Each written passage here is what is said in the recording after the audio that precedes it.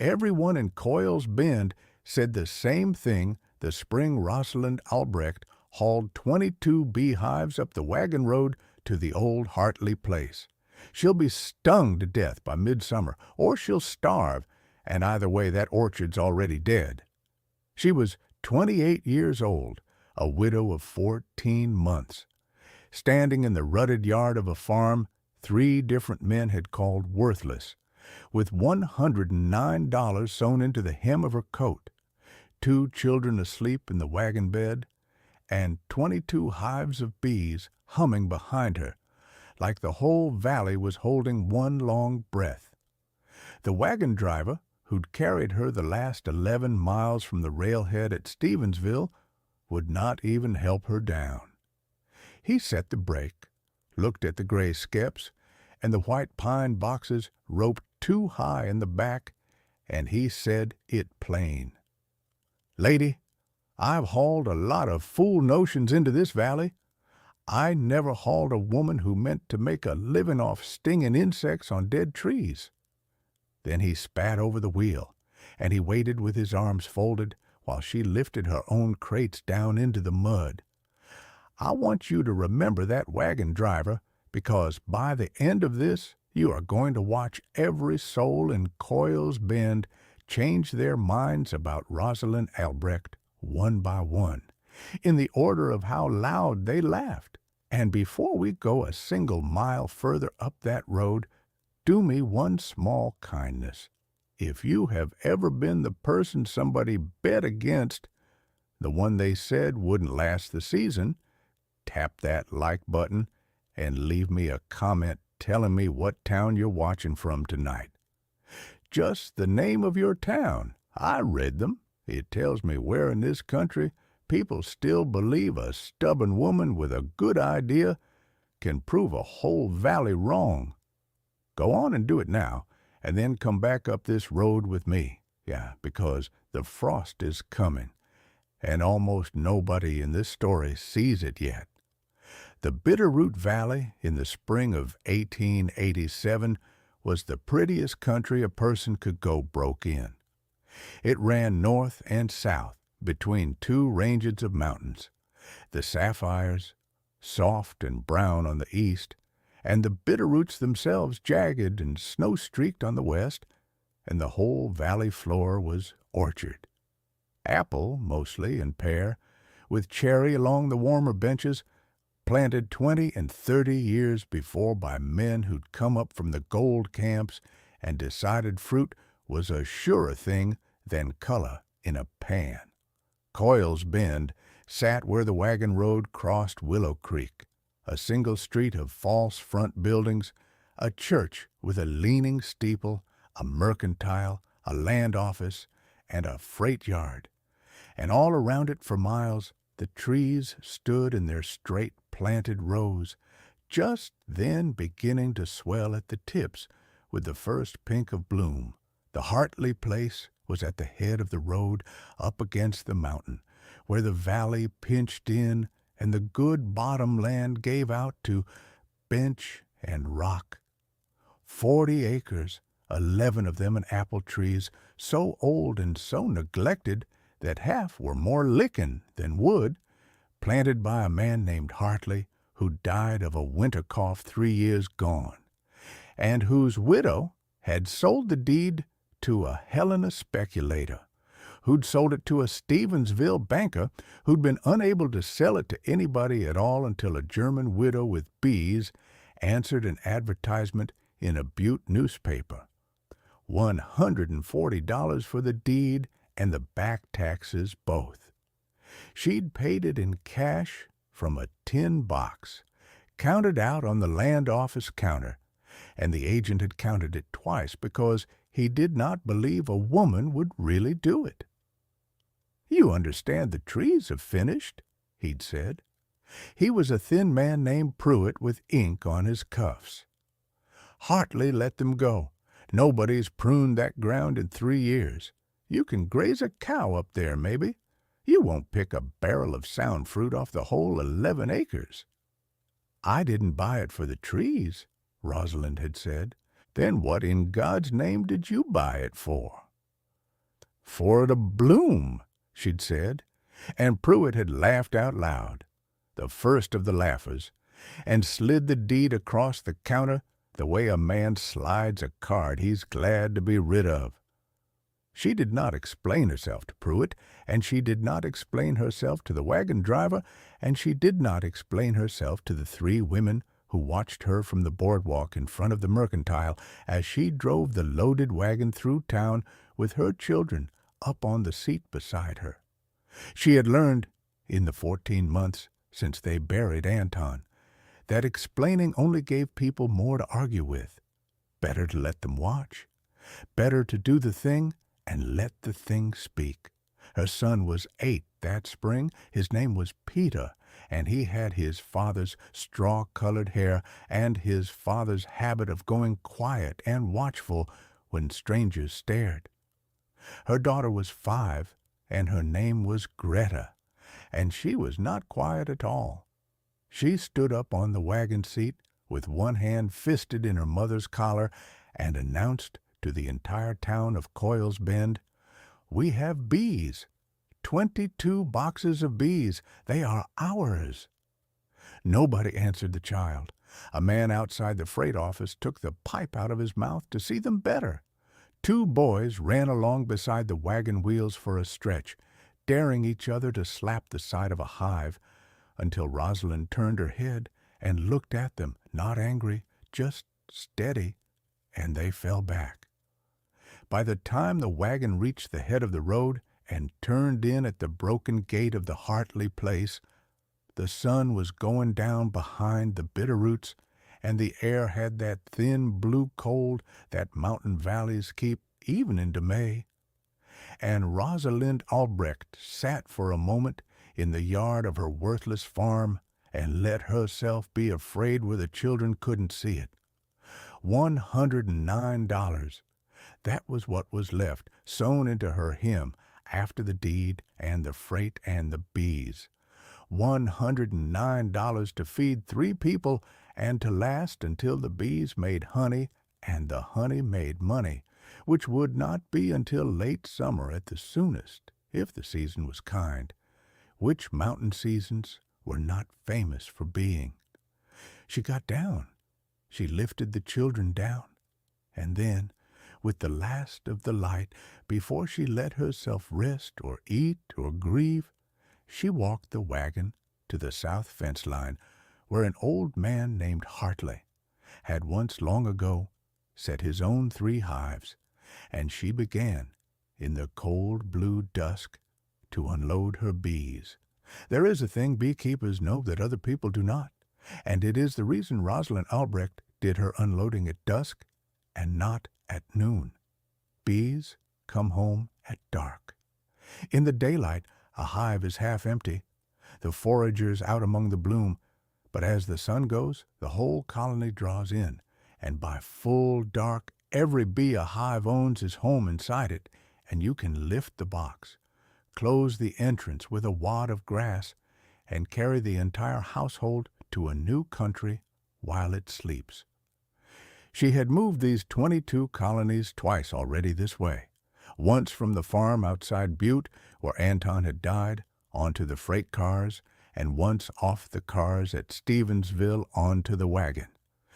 Twice they had ridden the dark and woken in a new place and gone on living. She meant for this to be the last move. She meant for this rocky bench against the mountain to be the place they finally stayed.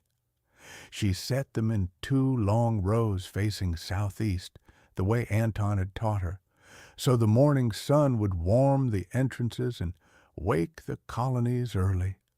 Skeps of woven rye straw, the old kind, 7 of them, and 15 of the new box hives Anton had built himself out of white pine with frames inside that lifted out, an American invention he'd been so proud of, a Pennsylvania reverend's design that let a man take the honey without killing the bees. She unstoppered each entrance as she set it, pulling the plug of grass and stepping back, and in the dark she could hear them, the low changed note as each colony understood It had arrived somewhere, the hum dropping and steadying, 22 separate breaths joining into one. It was full dark and bitter cold when she finished.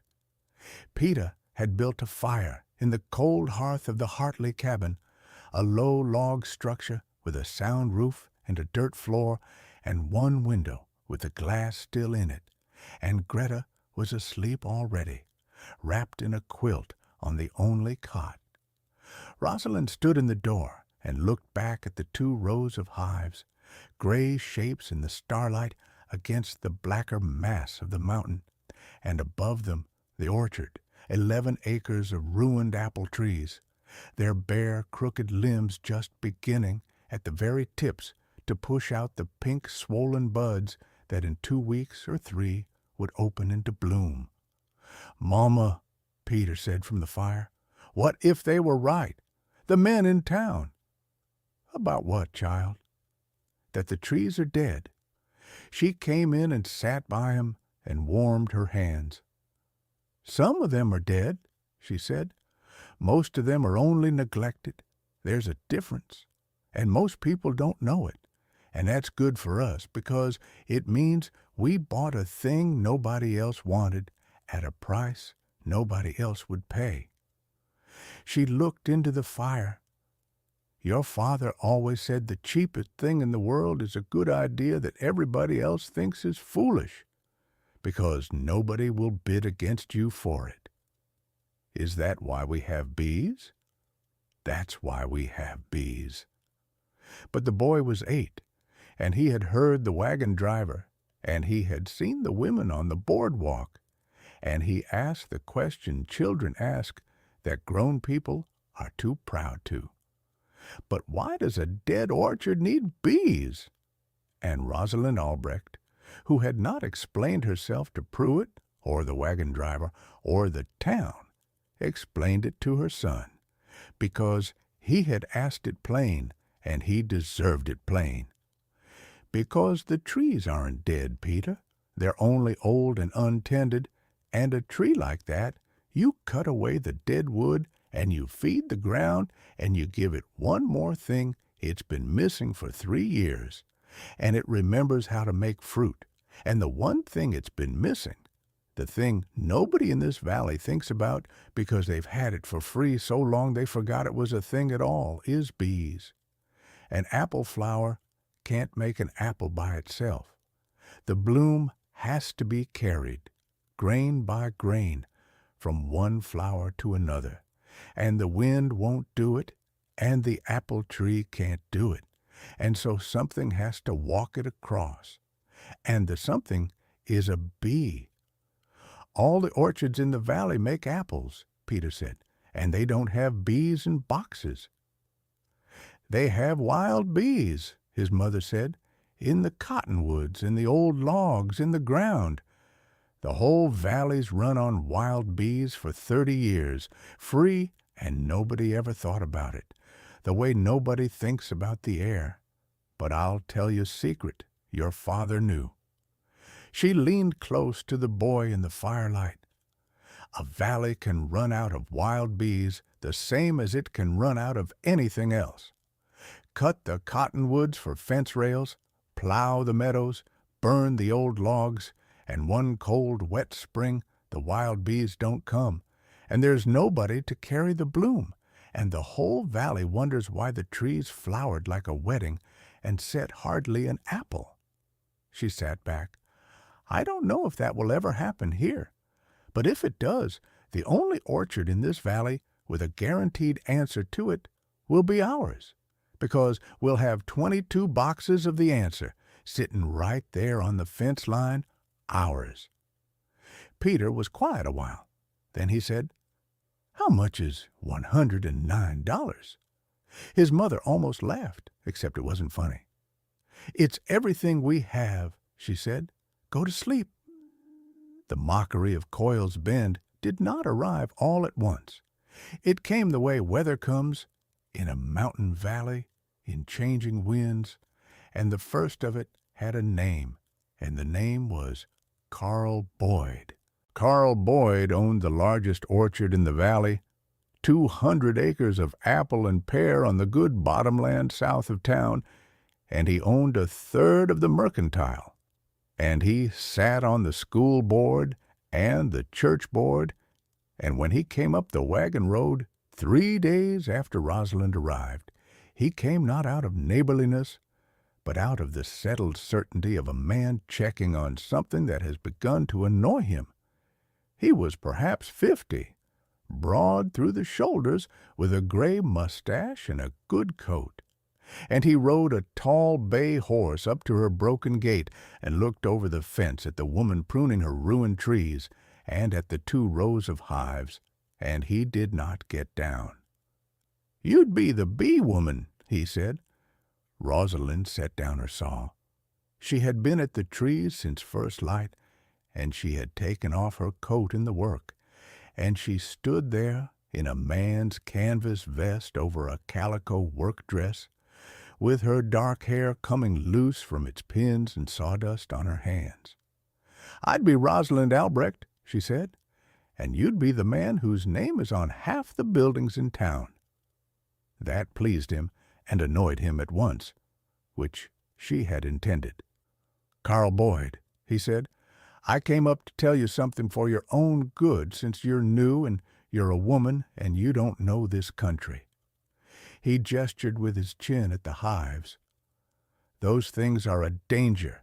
I've got 200 acres of trees down valley, and a crew of pickers come September, men and boys, and I won't have a swarm of half-wild bees drifting down off this mountain to sting them off their ladders. There's never been a bee yard in this valley, and there's a reason for it. We don't need 'em. We've got all the bees God put in the cottonwoods free, and they've made fruit for this valley 30 years without one box." "And if the cottonwood bees ever fail you," Rosalind said, "what's your plan, Mr. Boyd?" He laughed, the way Pruitt had laughed, the way the wagon driver had spat. "They won't fail. They never have." "That's not a plan," she said. "That's a habit." The laugh went off his face. He looked at her a long moment, at the sawdust and the loose hair and the 2 children watching from the cabin door, and something in his certainty had been touched, and a man like Carl Boyd does not like to be touched in his certainty by a widow with $100 and a wagon-load of insects. "You won't make it to fall," he said, and now there was no neighborliness left in him at all. "And when you don't, I'll buy this place off the bank for the back taxes, and I'll burn those boxes, and I'll graze cattle on this bench where it belongs. I'm telling you, so you don't say later you weren't told." He turned the bay's head. "Good day." She watched him ride down the wagon road, sitting straight and easy in the good coat, a man who had never in his life been wrong about anything that mattered to him, and she felt the cold drop of fear again, the $109 fear, and she pushed it down and picked her saw back up and went on cutting dead wood out of her trees, because the work did not care about Carl Boyd, and the season did not care, and the only answer she had ever found to fear was the next thing that needed doing. The contempt that Carl Boyd carried like a man's good coat, the rest of the valley carried like weather, in little gusts, and it reached even into the schoolhouse, where Rosalind sent Peter that second week, because a boy needs his letters more than a farm needs one more pair of small hands. He came home up the wagon road the first day with a torn collar and a closed face, and he would not say what had happened, and Greta, who missed nothing, told it for him at supper. The bigger boys had got him in the schoolyard, she said, and called him the bee boy, and said his mother fed her children honey and stings because she had no money for bread, and said that when the bees swarmed, they would all be driven into the river and drowned like the Whitlock cats. And one of them, the freight agent's boy, had said his father said the bee woman was a witch from the old country who talked to her insects in German, and that was why they did her bidding. Rosalind set down her spoon. "And what did you say back?" she asked her son. "Nothing," Peter said to his plate. "There were 4 of them." "Good," she said, and the boy looked up, surprised, because he had expected to be told he should have fought. "4 of them, and 1 of you is no time for talking. You did right to keep your collar on your neck and your teeth in your head, but hear me, Peter, because this is a thing I want you to keep." She leaned across the small table. "They will say, 'I talk to the bees,' and they're nearly right. I do. Every keeper does. And they'll say it like it's witching, because they don't understand it. And a person who doesn't understand a thing would rather call it witching than call it skill, because skill they'd have to admit they don't have. The freight agent's boy will grow up to be the freight agent, and he'll spend his life moving other men's goods from one place to another for a wage, and you'll grow up keeping bees. And one day, child, he'll bring his wagon up this road to haul our honey to the railhead, and he'll touch his hat to you. That's not witching. That's just what happens when you learn a true thing and stick to it while the people who laughed move freight." Peter half smiled at that, the first smile since the schoolyard, and Rosalind let it be, and did not gloss it, and they finished their supper. It was only a thing a mother said to a hurt boy to put some iron in him on the 2nd week of that first April, but it worked, and the boy went back to the schoolhouse the next morning with his chin up, and that, in the end, is most of what such words are for. There was one more named Mocker that April, and she mattered more than the schoolyard boys because she was a woman, and in a small town it is the women who decide a thing in the end. Her name was Hetty Vance, and she was the wife of the Vance who farmed the 40 acres of orchard, whose son Tobias would one day run up this very road. And she was the first lady of the Coils Bend Ladies' Aid, and she ran the church socials and the quilting and the long, quiet judgment of the town the way Carl Boyd ran its money. She came up the wagon road the 3rd week of April, not to threaten the way Boyd had, but on a worse errand, a charitable one, in a fine buggy with a basket of bread and a jar of last year's dark honey. And she meant it kindly, which was the trouble. "Mrs. Albrecht," she said, standing in the yard in her good Sunday boots, looking at the hives the way a person looks at a dangerous dog. "I've brought you a little something. We of the Ladies' Aid look after our own, you understand. And a widow alone with 2 babies, well." She set the basket on the wagon tongue. "We've talked, the ladies and I, and we none of us think you ought to be ashamed to give this up. There's no disgrace in it. A woman alone can't be expected to make a go of 40 rocky acres and a wagon load of stinging insects. And Mr. Coyle says the bank would likely take the place back and let you keep a few dollars. And there's a place in town sewing or keeping house for the doctor that would suit a respectable widow far better than this. You'd be near the school. The children would be near other children. There's no shame in being sensible, Mrs. Albrecht."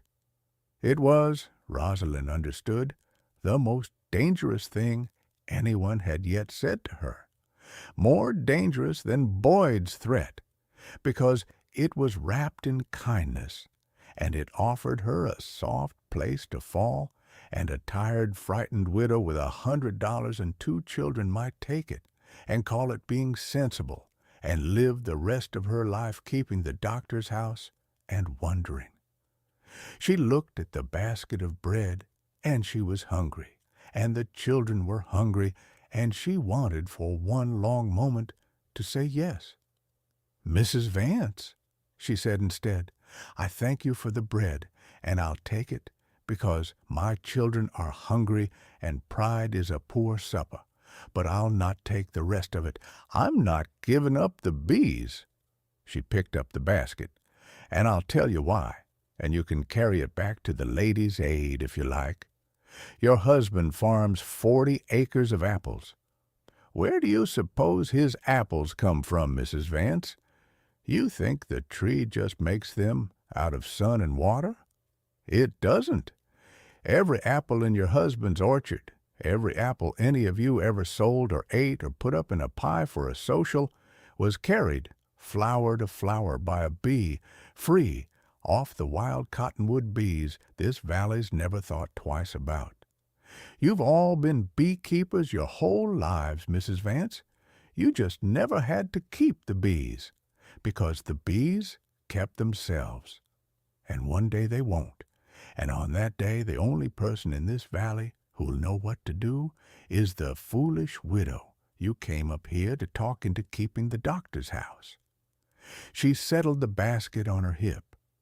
"So no, I'll keep my bees, but I'll thank the ladies for the bread truly, and I'll remember the kindness in it, which I know was real." Hetty Vance did not know what to make of that, a thank you and a refusal in the same breath, and she climbed back into her fine buggy and drove down the road. And at the next quilting, she told the ladies that the bee woman was proud and a fool both, and would freeze out by winter, and the ladies clucked and agreed, and not one of them remembered until much later that the bee woman had told Hetty Vance, plain in April, exactly what was going to happen in May. But the bread was real, and Rosalind fed it to her children that night with the dark honey, and it was good, and she did not let the kindness of an enemy curdle in her, because she had a longer game in mind than that, and besides, the bread was good. The next thing that needed doing was a great deal of work, and Rosalind Albrecht did it the way she did everything, alone, in order, without complaint, while the valley watched and waited for her to fail. There were, in those first 3 weeks, 2 separate farms to save, and they could not wait on each other. The orchard had to be brought back, and the bees had to be built up, and both had to happen in the narrow window before the apple bloom opened, because the whole point, the entire wager of her life, was to have the strongest hives in the territory standing in the strongest pruned orchard in the valley at the exact 10 days the apple flowers were open and asking to be carried. The trees came first, because the trees were slowest. She worked them tree by tree down the rows, and the work was a kind she had done all her life and could have done in her sleep. She cut out the dead wood, the gray lichen-furred limbs that snapped dry under the saw, and she cut out the water sprouts, the useless straight whips a neglected tree throws up toward the light, and she opened the centers so the sun could come in, because Anton had taught her that a fruit tree wants to be a bowl and not a thicket. 11 acres. Some days she cut until her hands cramped shut around the saw handle, and she had to soak them in the creek to open them. Peter worked beside her, dragging the cut limbs into burn piles, and even Greta carried sticks. And at night, Rosalind splinted her own cracked thumbnail with a strip of rag and went back at it in the morning. People came up the road to watch. They did not pretend they weren't watching. A wagon would slow at the gate, a face would turn, and Rosalind would feel the look the way you feel a draft, and she would not look up, and the wagon would go on, and that night, in the mercantile or the church, the word would spread a little further. The bee woman's still up there, still sawing on those dead trees. Won't last the season. The bees were the second farm, and the bees she tended at the edges of the day, in the cool of morning, before the orchard work, and in the long blue dusk after. The point of the new box hives, The Pennsylvania Reverend's invention Anton had loved was that you could open a colony without destroying it, lift the frames out one at a time, and read the hive like a ledger. And Rosalind read all 22. She read them with a little smoker she pumped with one hand, puffing cool smoke in at the entrance and under the lid, because smoke quiets bees, makes them think there is a fire, and turn inward to fill themselves with honey instead of coming out to defend. And a beekeeper who works without smoke works with a temper and gets stung for it. She wore no veil more than half the time, because Anton had taught her that a calm hand is better than a veil, and her hands going frame by frame as calm as a woman's hands ever get. She was looking for two things. She was looking for queens, because a hive without a laying queen is a dying hive, no matter how many thousands of workers it holds. And a worker bee lives but 6 weeks in the working season. So a hive that loses its queen and cannot make a new one simply dwindles day by day into nothing. She knew a queen-right hive by the brood, the tightest slabs of capped cells in the center frames where the next generation lay sealed, and by the eggs, if she was lucky enough to spot them, each one a tiny grain of rice standing on end in the bottom of a cell, which a laying queen sets there and a failing hive does not have. 3 of her colonies came up queenless from the long move, no brood, no eggs, only the restless, mournful roar a hopeless hive makes. And she did not let them dwindle and die for nothing. She combined them down, the old reliable way, laying a sheet of newspaper pricked with a few small holes over the top of a strong queen-right colony and setting the queenless box on top of it, so that the 2 crowds, smelling each other slowly through the paper as they chewed it away over a day or two, joined into one strong household. Without the war, the 2 strange colonies thrown straight together would fight to the death. By that trick, she turned 3 dying boxes into added strength for 3 living ones, and wasted not a single bee. And she was looking for stores, because a hive that runs out of honey in a cold mountain April will starve in a week, quietly in the dark, the whole colony dead in a brown drift at the bottom of the box, and you don't know until you open it. 4 of her colonies were light. She weighed each hive the old way, tipping it gently and judging the heft against her own arm's memory, and 4 came up light enough to frighten her, and so Rosalind Albrecht spent 11 of her $109 on a sack of white sugar at the Coils Bend Mercantile, and mixed it with creek water warmed on the hearth, and fed her hungry bees through the cold tail of April, ladling the syrup into shallow tins set inside the hives at dusk, so no robbing bee from a stronger colony would smell it and start a war. $98 now. She kept the number in her head the way you keep your hand on a railing in the dark. $98, and the bloom not open, and no honey to sell until August, and a winter on the far side of that she did not let herself think about yet. The mercantile was where the valley took her measure. It was run by a man named Asa Coyle, grandson of the Coyle the Bend was named for, a careful, narrow man who weighed everything twice and extended credit to no one he didn't trust to outlive their debt.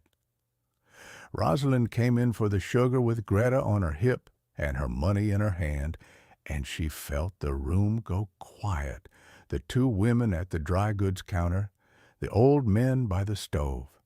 Asa Coyle weighed out her sugar and named the price, and watched her count it out in worn coins, and as she gathered up the sack he said, not unkindly, but flatly, as if he were reading her a weight off his scale, "Boyd says you'll be gone by the first hard frost."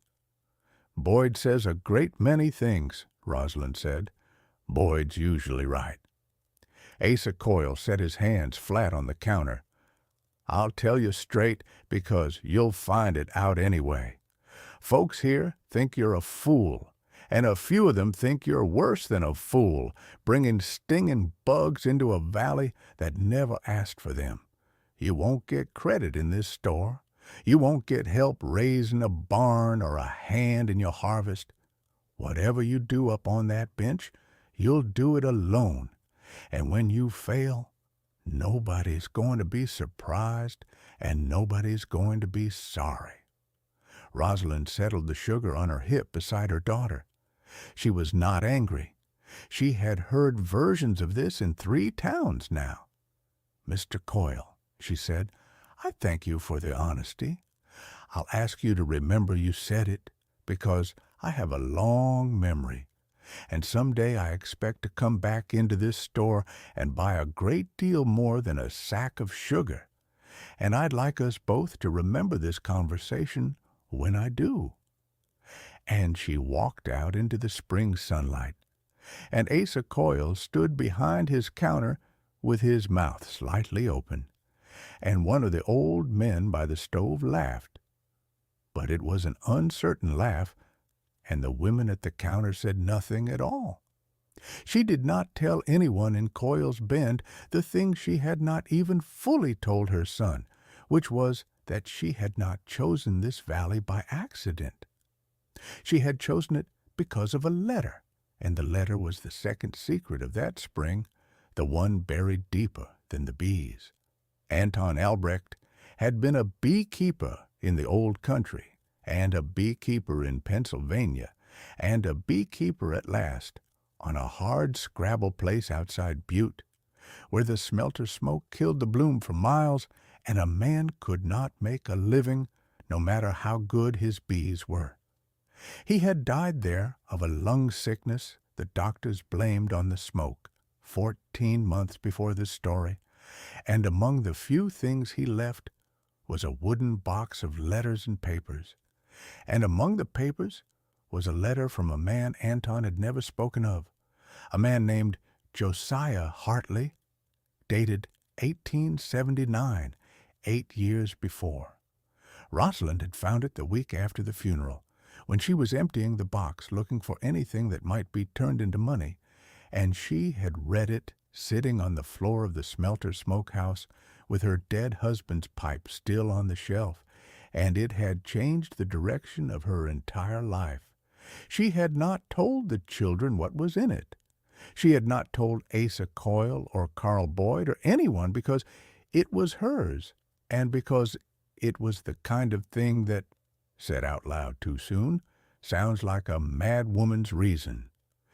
But it was the true reason, under all the others, that 22 hives of bees stood on a rocky bench at the head of the wagon road in the spring of 1887.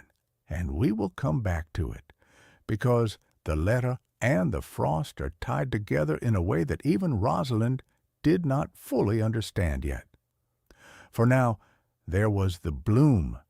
It came in the first week of May all at once, the way apple bloom does after a cold spring, the whole valley going from bare and brown to a white and pink ocean in the space of 4 days. From the bench at the Hartley place, Rosalind could see the entire valley floor in blossom, 200 acres of Carl Boyd's trees and 40 of the Petersons, and 100 more besides, every orchard from the foot of the sapphires to the river bottoms gone white as a snowfall, and the air over all of it sweetened and thickened with the smell of it, and into that sweetness her 22 colonies poured themselves like water out of a broken dam. She had timed it perfectly. That was the thing nobody in the valley understood, because nobody in the valley thought about bees, that the strength of a colony at the exact moment of bloom is not luck but craft, that the feeding and the queening and the combining of the weak into the strong through all of cold April had been aimed at this one week, the way a marksman aims at one target, so that when the apple flowers opened, her hives were boiling over with foragers, 50,000 to a strong colony, and they found her own 11 acres of newly pruned, sun-opened, well-fed apple trees first, because the bees were standing right there in the orchard, and a bee works the nearest good bloom before it works the far. For 10 days the Hartley orchard roared. A person standing under the trees could hear it, a sound like the valley itself purring. The whole 11 acres alive with bees moving flower to flower, carrying the bloom grain by grain the way Rosalind had told Peter, walking the pollen across so that the flower once carried would close and swell and begin, in secret, to become an apple. She walked the rows in the white storm of petals with her children, and she showed Peter how to see it, the difference between a flower that had been worked and a flower that had not, and she let herself for 10 days feel something that was almost like hope. And then on the 11th night, the frost came down off the bitter roots, and it changed everything in the valley, and it is here that the story turns. The day before the frost was warm, almost hot, the kind of fall summer that comes in a mountain May, and the bloom was at its very peak, every tree in the valley open and white and full, and the apple flowers had not yet had time to set, which is to say the carried bloom had not yet finished becoming fruit, the flowers still soft and open and vulnerable on the branch. Old men in the valley knew that kind of day. A few of them stood out in their yards that evening and looked at the western sky and the way the air went suddenly still and clear and cold after sundown, and they shook their heads, and 1 or 2 of them lit smudge fires of wet straw in their orchards out of an old fear, and most did not, because it was May, and the bloom was already 3 days early, and surely the hard frosts were behind them. Rosalind Albrecht stood in her yard at the head of the road as the sun went down, and she felt the air change, and she knew. She had farmed in 3 states and 1 country, and she had buried a husband, and she knew the feel of a killing frost come in the way, the feel of someone behind you in a dark room. The warmth went out of the ground first, then the wind died completely, which is the worst sign, because a still clear night in spring is a night that pours cold down off the snow peaks like water, finding the low places, and the low places were the valley floor and the orchards and the open bloom. She did the only thing she could think to do, which was not enough, and she knew it was not enough, but she did it anyway. She woke the children. She lit a lantern. And the 3 of them, a widow and an 8-year-old and a 5-year-old, carried armloads of wet straw and green cuttings out into their 11 acres, and built smudge fires down the rows, little smoldering heaps that made more smoke than heat, because a wet smoldering fire under a fruit tree on a frost night will sometimes hold a blanket of warm smoke over the bloom and keep the killing cold off the open flowers, and sometimes it will not, and you do not know until morning, and either way it is the only thing a poor farmer with no money can do. They worked half the night, and I want you up there in the dark with them, because this is the night the whole story turns on, and the people who tell it after only ever say the frost came, as though a frost were a single thing that happened all at once. It is not. A killing frost on a still spring night is a slow tide, and Rosalind Albrecht spent the whole of it watching the tide come in. She started the fires at the lower end first, the eastern rows, because she judged the cold would pour down off the mountain and pool in the orchard the way water pools, and she meant to have her smoke laid down thick before the worst of it arrived. There were 11 acres and 3 of them, and a smudge fire is not lit and forgotten. It must be fed wet straw and green cuttings laid on just so, enough to smoke and not enough to flame, because a flame burns out fast and gives no lasting warmth, and a fire under an apple tree can scorch the very bloom you are trying to save. So they went down the rows and back, and down and back, the lantern swinging, Rosalind laying the fires, and Peter dragging the wet straw, and the boy did not complain once, though his hands must have been past feeling, because he had heard the wagon driver and the schoolyard boys and Hetty Vance, and he understood, 8 years old, that this was the night they found out whether his mother was a fool. "Mama," he said once, somewhere in the deep middle of it, his breath a white plume in the lantern light. "Is it working?" "I don't know," she told him, because she would not lie to him on a night like that. "Ask me in the morning. Lay on the straw." He laid on the straw. They worked another row in the dark before he spoke again, and when he did, his voice was small. "My hand stopped hurting. Is that bad?" She came and took his hands off the fork and folded them between her own two, and breathed on them, hard, until he winced. "There," she said. "Good. When they stop hurting is when you have to make them hurt again. You understand me? A hand that stopped feeling is a hand that's freezing. You tell me the second it stops every time, all night." "The men in town said you'd freeze out by winter," Peter said. "And it's not even winter. It's May." "It is. If the trees die tonight, were they right?" Rosalind crouched down in the smoke so her face was level with the boys, the lantern between them, both their breaths going up white. "If the trees die tonight," she said, "then I was wrong about this one night, and that is not the same as them being right about me. They said a true thing was foolish.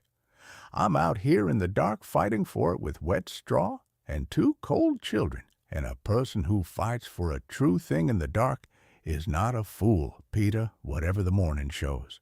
Win or lose.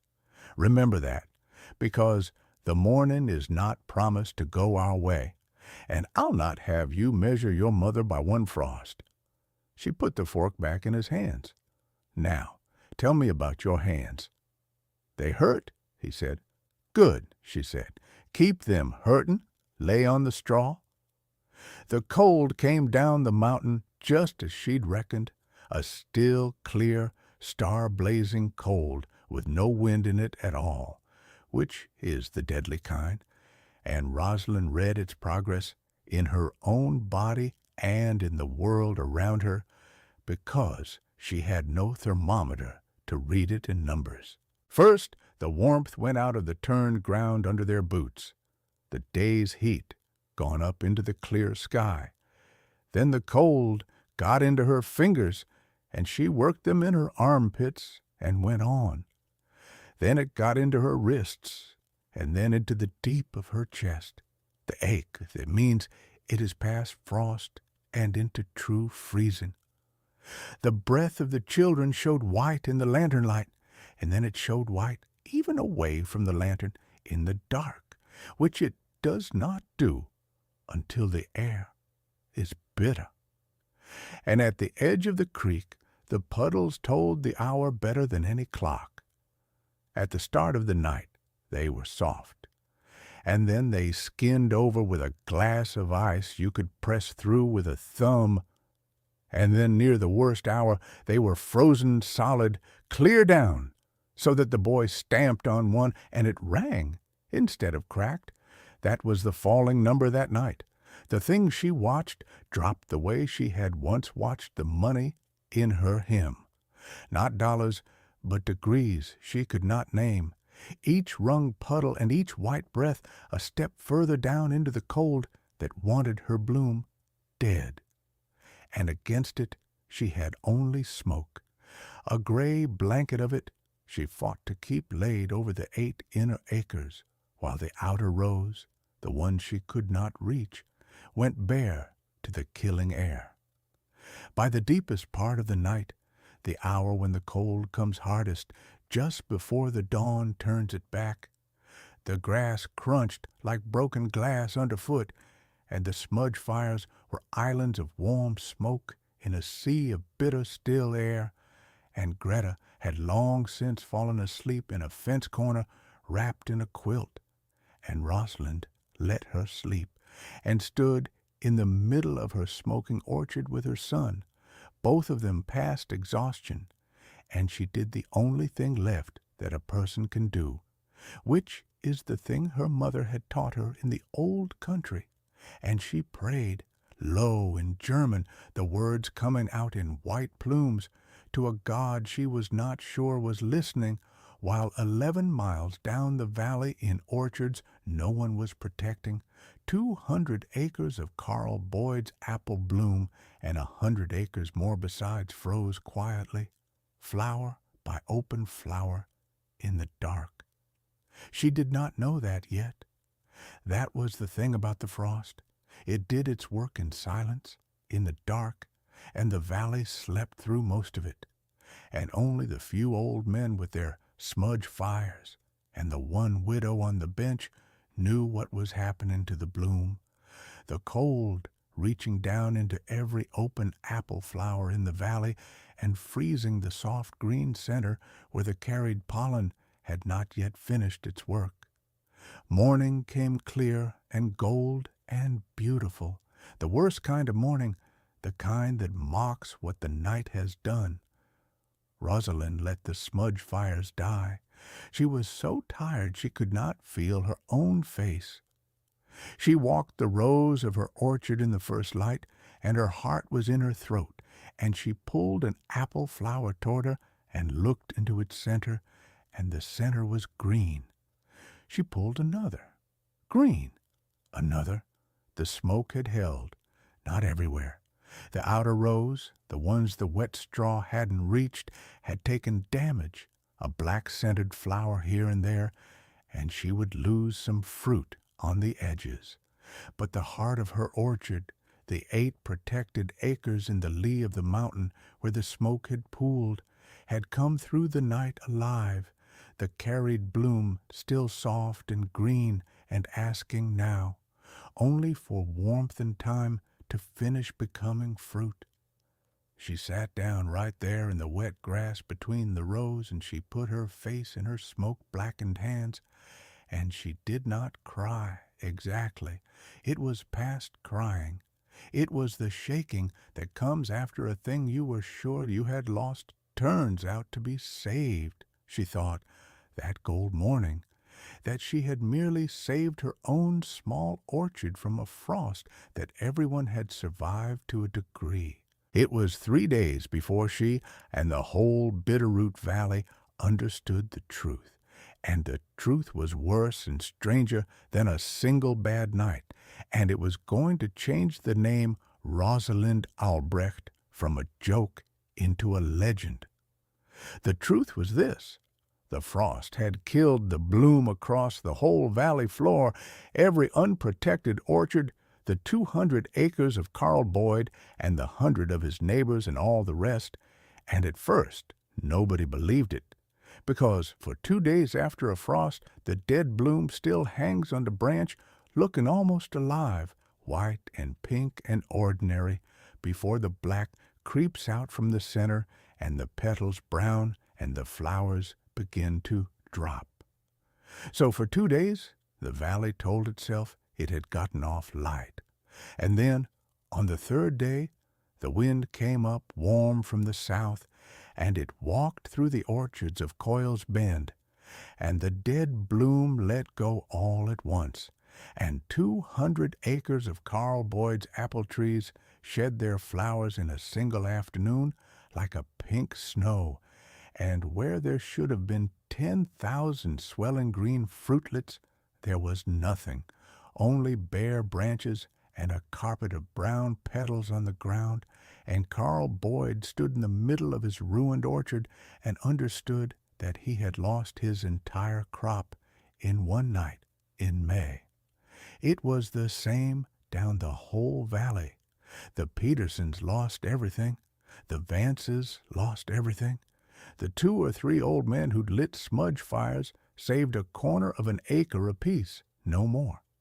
On the third evening, one of those old men, a stooped Welshman named Price, who'd smudged a half-acre and saved it, came down to the mercantile porch where Carl Boyd sat with the look of a man who had been struck, and the two of them watched the warm wind carry the last of the brown petals down the street. "You didn't light a fire," Price said. It was not a question. "It was May," Boyd said. "It hasn't hard frosted in May in this valley in 20 years. "It did this year?" Price packed his pipe. "My granddad smudged every clear, still May night of his life, and folk called him a fearful old fool for it, same as they're calling that woman up the road. He buried a crop once before I was born, the year nobody smudged, and he never trusted a warm May again. I light the fires because he taught me to be afraid of a still, clear night." He struck a match. "You've 200 acres, Carl. You could have lost an evening's sleep and a wagon of wet straw.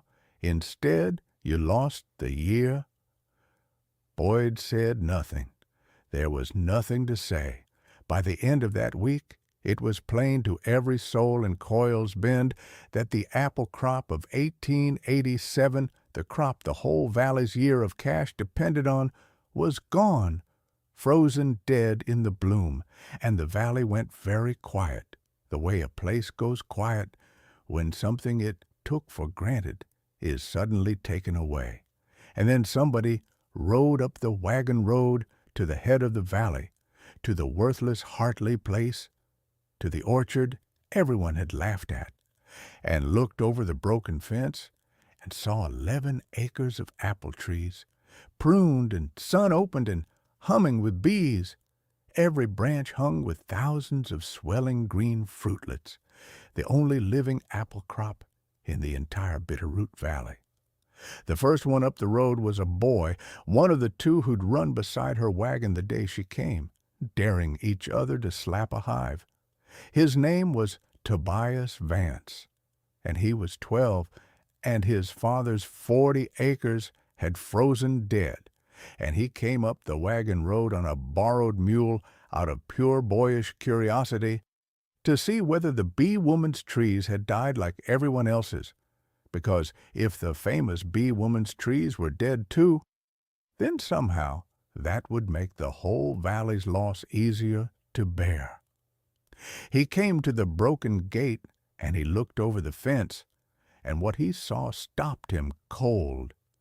He saw 11 acres of apple trees, the same trees the whole valley had laughed at, the dead Hartley trees, and they were not bare.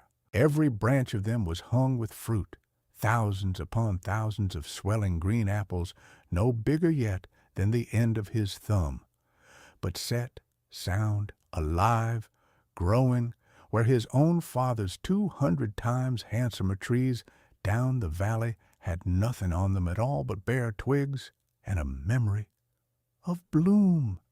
And over the green orchard in the warm afternoon moved the bees, the same bees his own father had called a danger and a folly, working the leaves and the grass for the last of the bloom, humming, the only living orchard sound left in the Bitterroot Valley. Tobias Vance climbed half over the fence and just looked, his mouth open, and after a while Rosalind, who was thinning fruit 2 rows in, straightened up and saw him there, the boy who'd run beside her wagon slapping at her hives, and she did not say anything sharp. She walked over to the fence, wiping her hands, and she said, "Well, Tobias, come to slap a hive?" The boy could not even take offense. He was so stunned. "They're alive," he said. "Your apples, they're all alive. Everybody's are dead. My pa's are all dead. How are yours alive?" "Because they were carried, and yours weren't," Rosalind said. "Go home and tell your father that. Exactly that. Tell him the bee woman says his apples are dead because there was nobody to carry the bloom, and mine are alive because there was. He won't believe you. Tell him anyway." And Tobias Vance turned the borrowed mule and rode, then ran the mule the whole way back down the valley and burst in on his father in the dooryard among the dead trees. "Pa, Pa, the bee woman's apples are alive." Vance did not even turn from the bare branch he was stripping of its brown ruin. "Boy, every tree in this valley is dead. Go wash." "Not hers. I rode up. I saw them. Every branch hung thick with little green apples, the whole 11 acres, and the bees still going over them, and she says—" The boy ran out of breath and started again. "She says ours are dead because there was nobody to carry the bloom, and hers are alive because there was. She said you wouldn't believe me. She said, 'Tell you anyway.'" And Vance turned around then, slow, and looked at his 12-year-old son the way a man looks at a thing he does not want to be true. And something went through him that he could not yet name, and he did not strike the boy for sass, and he did not laugh. And that silence, more than anything the boy had said, was the first crack in the valley's certainty. That was how it started. Carl Boyd came the next morning. He came alone, on the tall bay, the way he'd come in April, but he was not the same man. The April Carl Boyd had ridden up out of annoyance, certain, the owner of the largest orchard in the valley. The May Carl Boyd rode up out of disbelief, a man whose 200 acres had just turned to firewood, and he sat his horse at the broken gate and looked over the fence at 11 acres of green fruit set thick on every branch, and the bees moving over them still, and he did not say anything at all for a long while. Rosalind was in the orchard. She had seen him coming up the road, and she had not stopped her work, which was thinning, pinching off the smallest of the doubled fruitlets so the rest would grow large, and she let him sit there at the gate and look. Finally, she walked over to the fence, wiping her hands, and she stood on her side of it and looked up at the man on the horse. "Mr. Boyd," she said. "How?" His voice was not the voice from April. It came out cracked, and he stopped and started again. "How did your bloom set and mine didn't? We had the same frost. My trees are younger and better fed than yours, and they're standing down in the warm of the valley, and yours are up here against the cold of the mountain. How?" And here is where Rosalind Albrecht could have been cruel and was not, because she was not a cruel woman, and because she had a longer game in mind than one moment's revenge over a fence. She did not say, "I told you so." She did not mention the cottonwood bees or the habit that was not a plan. She climbed over her own fence and stood in the road beside his horse so he would not have to look down at her, and she told him the truth, plainly, the way she'd told her son. "2 reasons," she said. "The smaller one is the smudge fires. I lit smoke fires through the orchard the night of the frost, and the smoke held a little warmth over the bloom in the still air, and that saved the heart of my crop from the cold. You could have done the same.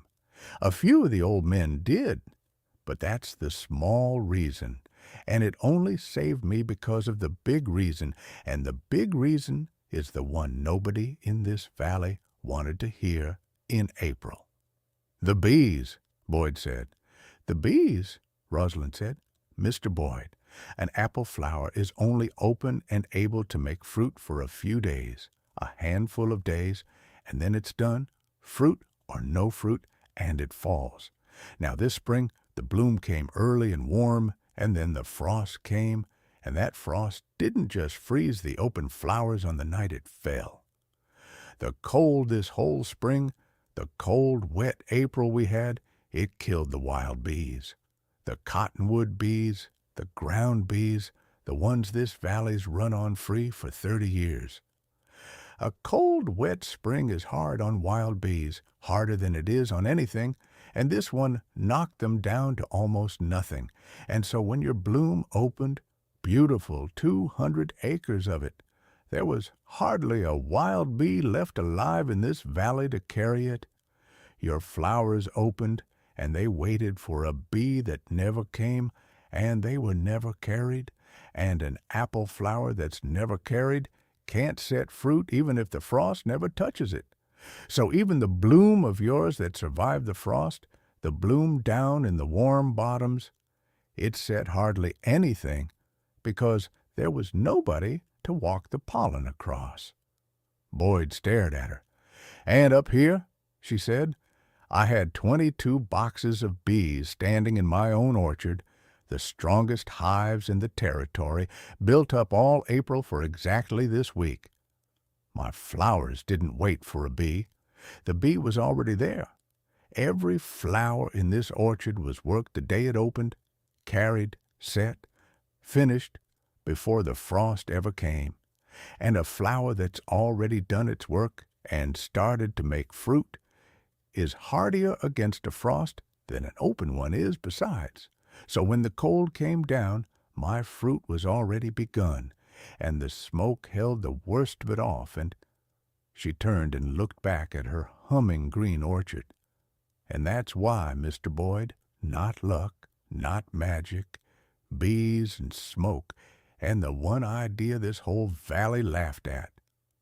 Carl Boyd, the owner of the largest orchard in the Bitterroot, the man whose name was on half the buildings in Coyle's Bend, sat his horse in the road and looked at his ruined hands where they held the reins.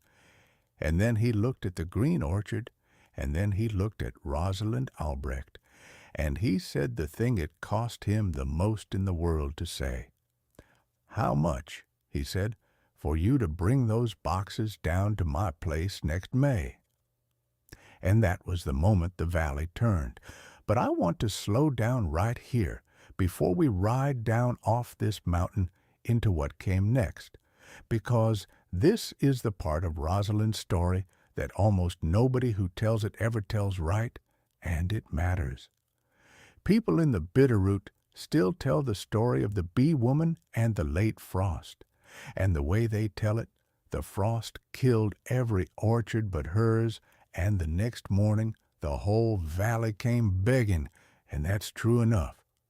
But it leaves out the hard year that came between, the year nobody likes to remember, when being right did not pay the bills, when one orchard-saved crop could not feed a whole valley's lost one, and when Rosalind Albrecht, vindicated, proven, finally and publicly correct, was still down to her last dollars and still alone on a bench at the head of the road. Being right and being saved are not the same thing, and the distance between them was a long, cold summer, and we are going to walk it. She did not say a price to Carl Boyd that morning at the fence. She told him she would think on it, which surprised him because a poor widow ought to have leapt at a rich man's money. But Rosalind had learned something in the Smelter Smokehouse in Butte and in 3 towns since, and what she had learned was that the first offer a powerful man makes a desperate woman is never his best one, and that the way to be paid what a thing is worth is to make him understand slowly that he needs it more than you need him. So she let Carl Boyd ride back down the valley with his question unanswered, and she went back to thinning her fruit, and inside her chest her heart was beating hard, because she understood, even if Boyd didn't yet, that the frost had just made her bees the most valuable thing in the Bitterroot Valley. Here is the arithmetic she did that night by the fire, with Peter beside her and Greta asleep. The whole valley's apple crop was gone, 8,000 barrels of fruit gone, the cash that paid the valley's mortgages and the valley's store credit and the valley's hired men gone in a single May night. Her own 11 acres, even brought back from neglect, even as saved, would make perhaps 400 barrels of apples, a good crop for one small orchard and a drop against the valley's loss. So she could not save the valley with apples. There weren't enough apples in the world up on that bench. What she had that the valley would need year after year was not the apples. It was the reason the apples existed. It was the bees. "They'll want to buy honey," Peter said, who had been doing his own boy's arithmetic. "They'll want the honey," his mother agreed. "We'll sell the honey, and that's our money this year, and thank God for it. But the honey's not the prize, child. The prize is what happened this spring. Every orchard man in this valley just learned all in one terrible morning that he can't make a crop without bees, and he hasn't got any. They've been getting their pollination free off the wild bees for 30 years, and the wild bees just died, and the orchards just learned what that costs. And there's only one bee yard in this whole valley." She looked at her son in the firelight. "Ours. So they have to come to us." "Every spring," Rosalind said, "for as long as they grow apples. They'll pay to have my hives carried down to their orchards at bloom time the way Boyd just asked, because they can see now with their own eyes what it's worth, 400 barrels of fruit against none. And what I make off the honey is a season's living, Peter, but what I make off renting the bees to the bloom, year on year, valley-wide, that's not a living. That's a kingdom." She did not say the rest of it out loud, the part about the letter, the buried thing, because the children were tired and it was late, but she thought it, sitting there in the firelight. She thought about Josiah Hartley's letter to her dead husband, 8 years old, and what it had said, and how it had known somehow, 8 years before any of this, that this exact thing would one day happen in this exact valley. And she felt the cold finger of something she could not name, and she put another log on the fire and sent the boy to bed. The honey was the first money, and the honey is worth telling because it was the first time Coyle's Bend tasted what the bee woman could do. And a valley that had laughed at an idea will change its mind fast when the idea turns out to taste like summer. She took the honey in late July, after the second great bloom of the year, the clover and the wild bergamot and the snowberry on the benches, and her hives, the strongest in the territory, had filled the supers heavy. She used Anton's frame boxes the modern way, lifting out the full frames and leaving the bees their brood and enough stores to go on, so she did not kill a single colony to take the crop, which the old skep beekeepers did and which horrified her. She had no proper extractor. That was a machine she could not afford. So she did it the older way, cutting the white comb out of the frames and crushing it and straining the honey through clean cloth. And what came out was a pale gold, almost white, lighter than any honey the valley had ever seen, because it was high mountain clover honey and not the dark bottomland stuff. And it tasted, people said later, like the smell of the valley in June. She brought the first of it to town in clean glass jars she'd hoarded and washed, and she did not take it to Asa Coyle's Mercantile, where she'd been told she'd get no credit and no help. She set up a plank on 2 barrels in front of the church on a Sunday morning, with Greta beside her in a clean pinafore holding a wooden spoon, and she did not call out or hawk it the way a peddler would. She simply stood behind her plank in the July sun and waited, because she had learned that a thing people line up for sells better than a thing shouted at them, and she let the first of them come to her out of curiosity. The first was old Mrs. Peterson, whose orchard had frozen dead, a sharp-tongued woman who'd called Rosalind a fool in the Mercantile in April. She stopped at the plank and looked at the pale, almost white honey in the jars, lighter than any the valley made, and she said suspicious, "What's the matter with it? Honey's not that color." "Valley honey's not that color," Rosalind said. "This is from the high benches, the clover, and the bergamot. Taste it before you decide what's the matter with it." "I called you a fool in this very street in April," Mrs. Peterson said. "I'll not pretend I didn't." "You did. You said it loud, and you meant it. I remember.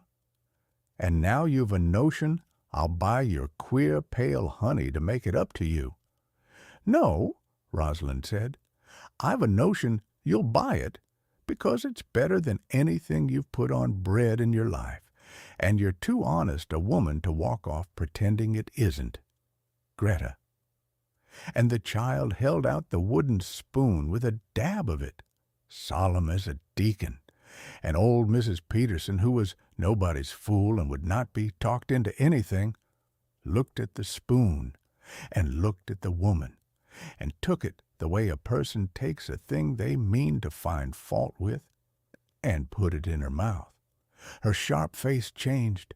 She stood there on the boardwalk in front of the whole church-going town with the spoon in her mouth and her eyes gone soft. And what came out of her was not what she'd come to say. "Well," she said quietly, almost to herself, "I'll be." "2 jars?" Rosalind asked. "3," said Mrs. Peterson, and got out her purse, and paid a price higher than Asa Coyle charged for the Dark Valley honey without one word of haggling, and then she looked Rosalind in the eye and said the rest of it, because she was that honest. "I was wrong about you in April. I'll likely be wrong about something else come fall. I usually am, but I was wrong about you." And she carried the 3 jars off pressed to her bosom like something she'd been given rather than something she'd bought. That was all it took. A line formed behind old Mrs. Peterson, the way a line forms when a hard woman is seen to approve of a thing. And the same townsfolk who'd watched Rosalind drive her wagon of bees through their street in April now stood in the July sun waiting to taste her honey. And one by one they tasted it, and one by one their faces did what Mrs. Peterson's had done. A rancher's wife said it tasted like the smell of the high meadow in June. The doctor bought 3 jars and asked, half joking, whether the bee woman would teach his own wife to keep a hive. And Rosalind said, not joking at all, "Yes, for a fair price. Come spring I will." Greta worked the spoon, beaming, 5 years old and the proudest creature in the territory, and across the street, in the doorway of his mercantile, Asa Coyle stood and watched the line in front of the church grow longer than any line that had ever formed in front of his store, and he watched the pale gold honey go out of those jars at a price he could not match, and he went, the witnesses said after, slowly pale. The line in front of the church that Sunday was the second thing that turned the valley after Carl Boyd at the fence, and it turned the part of the valley Boyd couldn't, the women, the part that ran the kitchens and the church socials and the quiet, long memory of a small town. They tasted the pale gold honey, and they bought it, and they talked, and the talk was not what it had been in April. Within 2 Sundays, Rosalind Albrecht had sold every jar she owned and taken orders for more than she could fill, and she went home up the wagon road with more cash money knotted in her apron than she had spent on the entire farm, and the falling number that had haunted her since the land office, the dwindling hoard sewn in her hem, stopped falling for the first time and began, slowly, to climb. $90. Then with the honey, 140, then 200. She wrote the numbers down now in a ledger she'd bought, a real ledger, and she let herself, in the privacy of the cabin at night, run her thumb down the climbing column, the way she'd once kept her hand on the falling one in the dark. It was Asa Coyle who broke first among the men of the town, and he broke the way a careful, narrow man breaks, which is over money. He came up the wagon road himself in August on foot, having no horse, a thing the whole town noticed, the mercantile keeper walking up to the bee woman's place hat in hand. He stood in her yard among the hives, flinching a little when a forager bumped his hat, and he made her an offer to carry her honey in his store on consignment, a good honest split, because, he said, half his customers were asking for it, and he was tired of telling them to go stand in front of the church. Rosalind let him stand among the bees a while before she answered. Then she said, "Mr. Coyle, do you remember the conversation we had in your store in April? About the credit I'd never get, and the help I'd never have, and how nobody would be surprised or sorry when I failed?" Asa Coyle looked at his hat. "I remember it. I told you I had a long memory, and I'd ask you to remember it too." "You did." He turned the hat in his hands. "I remember the whole thing, ma'am, and I've thought about it more than once these past weeks. And I'll tell you, I've never in my life been gladder to have been so wrong about a person, nor sorrier I said what I said. I came up here to do business with you, but I'll understand if you send me back down the road, and I'll have earned it." And again Rosalind Albrecht chose the long game over the sweet one. "I won't send you back down the road," she said. "I'll carry honey in your store on the split you named, and I'll tell you why. Because you came up here on foot, and you said you were wrong, out loud to my face, before you asked me for anything. That's worth more to me than the apology, Mr. Coyle. A man who can say he was wrong out loud is a man I can do business with for 20 years.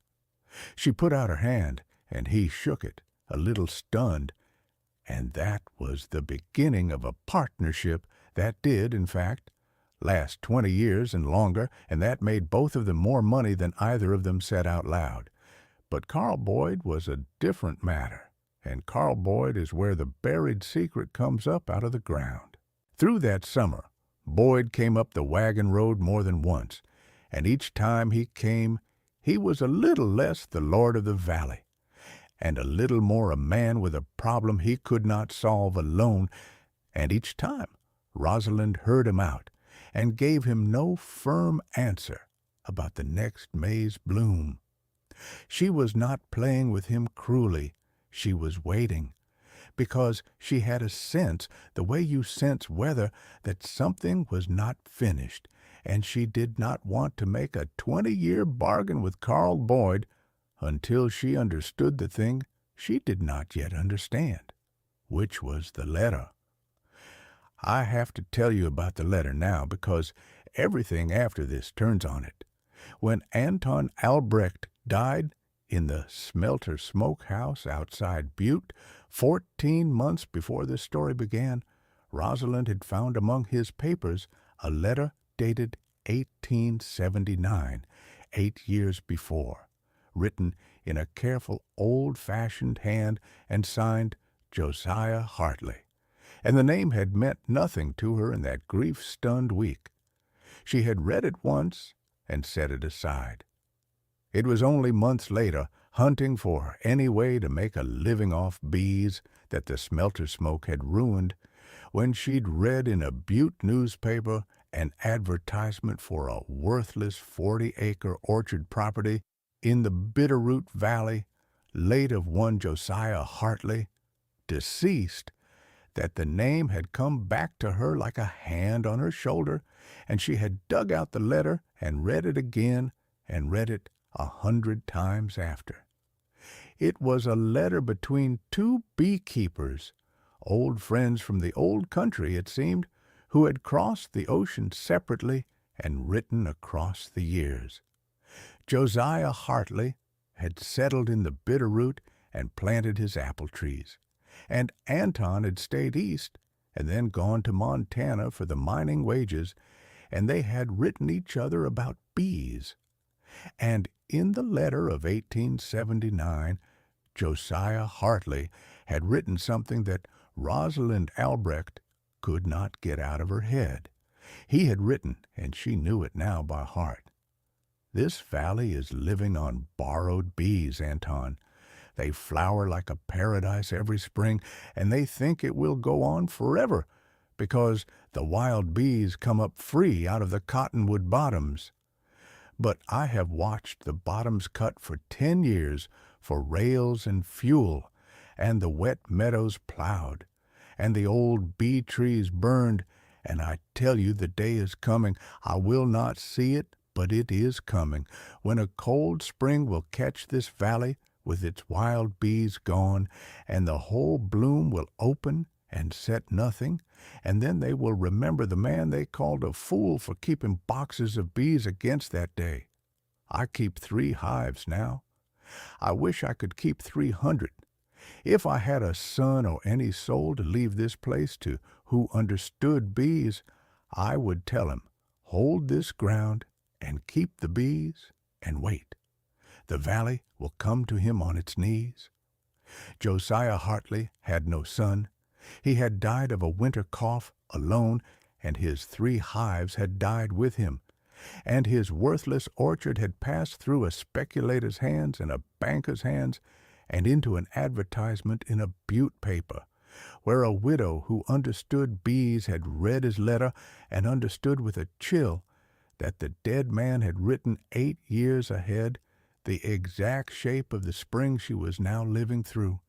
He had told a fool's prophecy to the one man in the world who'd kept it, and that man had died and left it to his widow, and his widow had spent the last of her money to do the very thing the dead man had charged the son he never had to do: hold the worthless ground, tend the boxes nobody wanted, and outlast the laughter.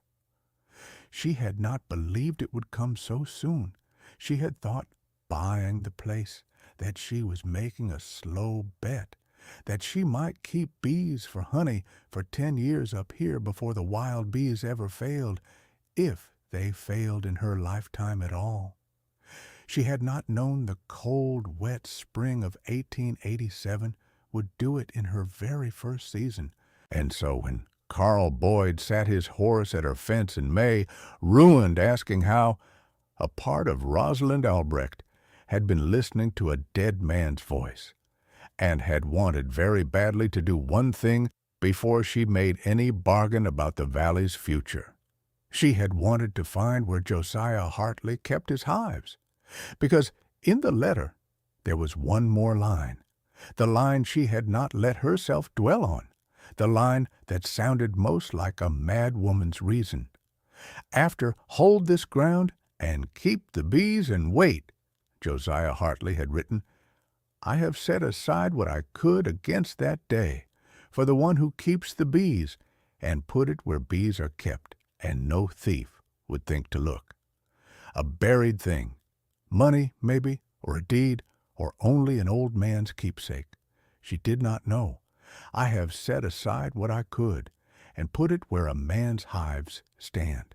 And Rosalind had walked the south fence line her first week on the place, and found the rotted remains of 3 old skep stands, where Josiah Hartley had once kept his 3 hives, the very stand she had, without knowing it, set 7 of her own skeps beside out of pure beekeeper's habit, because it was the right ground, facing southeast, in the lee of the mountain.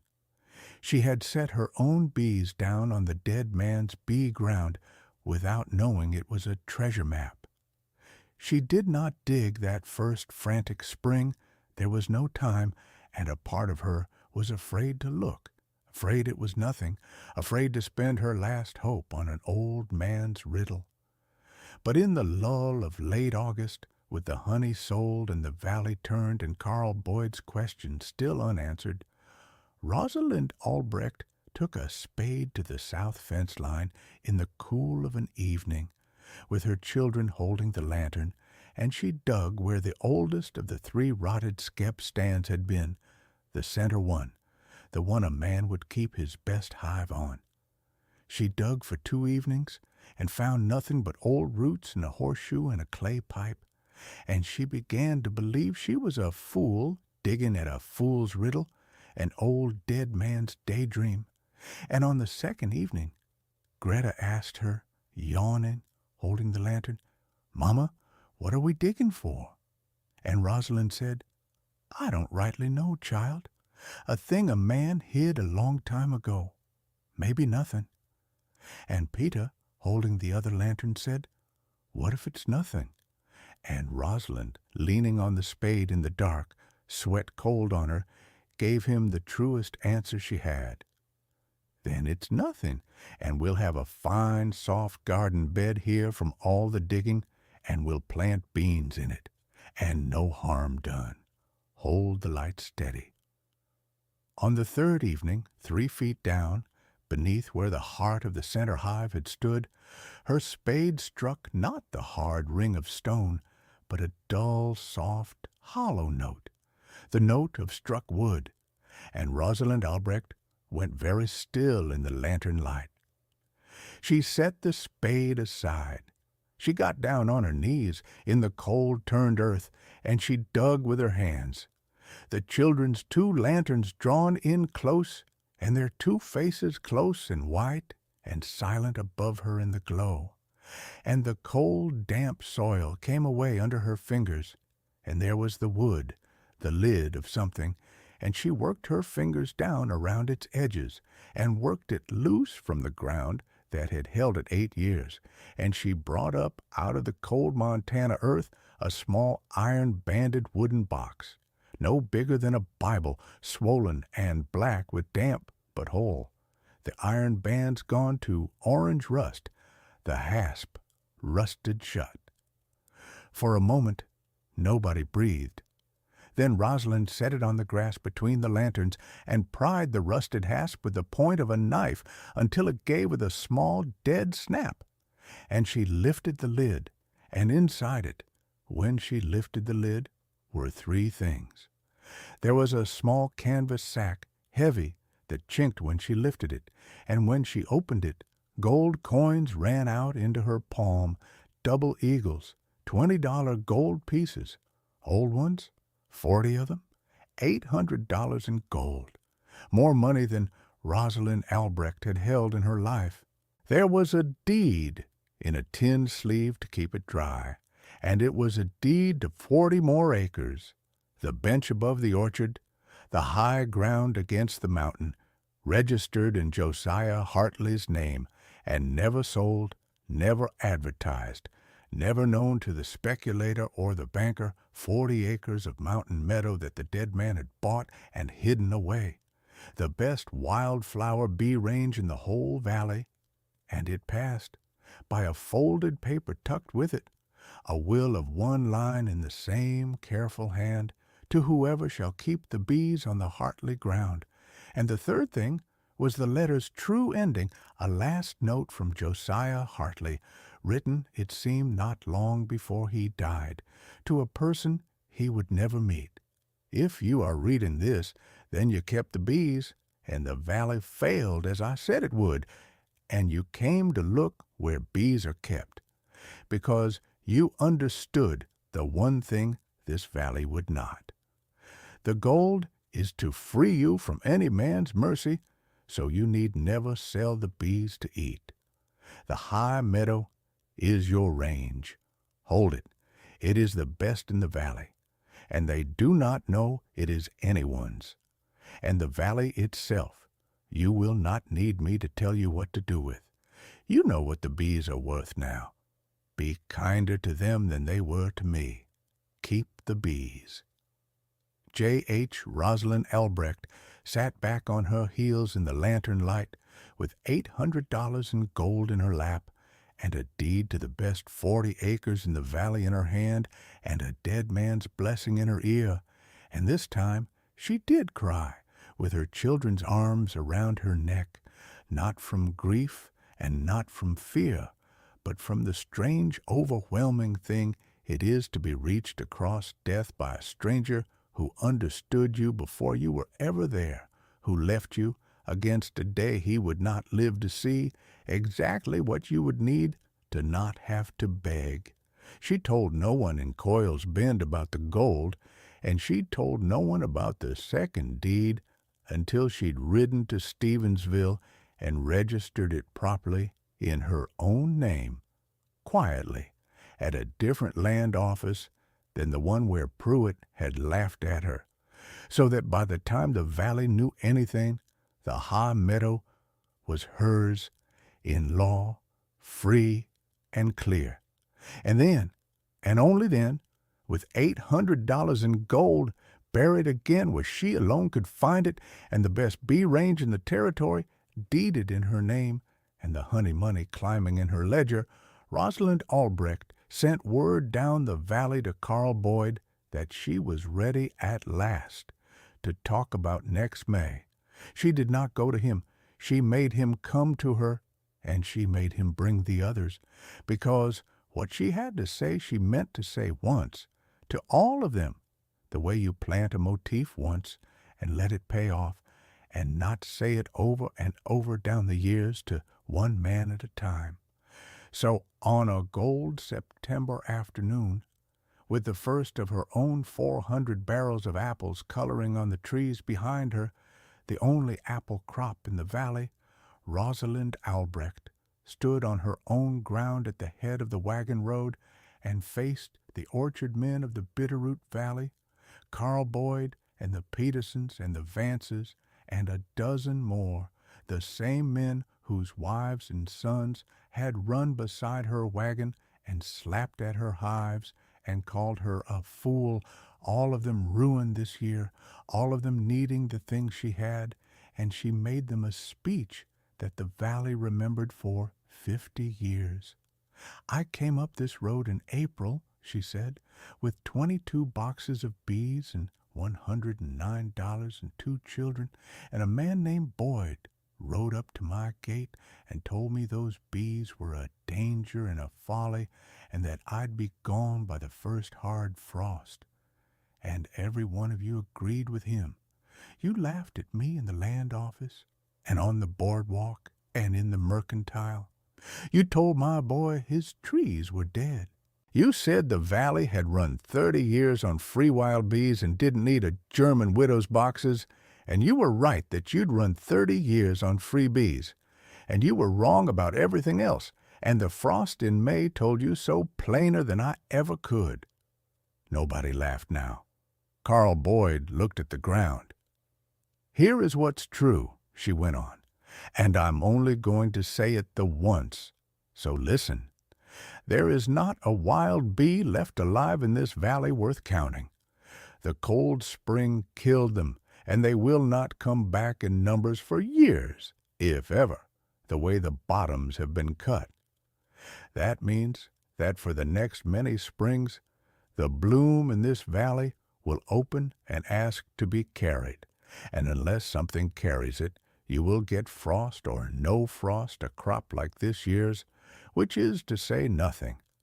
And the only thing in this valley that can carry it is standing right there on my fence line, 22 boxes of it, and come spring it'll be 40 boxes, because strong bees make more bees, and it is mine. She let that sit. Now, I am not Carl Boyd. When I had the only living orchard in the valley this summer, I did not let your children starve for apples. Ask your wives where the August honey came from and at what fair price. I do not intend to ruin you for laughing at me, because a person who ruins her neighbors to settle a score ends up alone on a hill with her money and her bees and nobody to share a hard winter with, and I have had enough of hard winters alone. So here is my offer, and it is the same offer to every man here, and it is fair, and it is final. And she laid it out, plain, the way she laid the bees in their rows.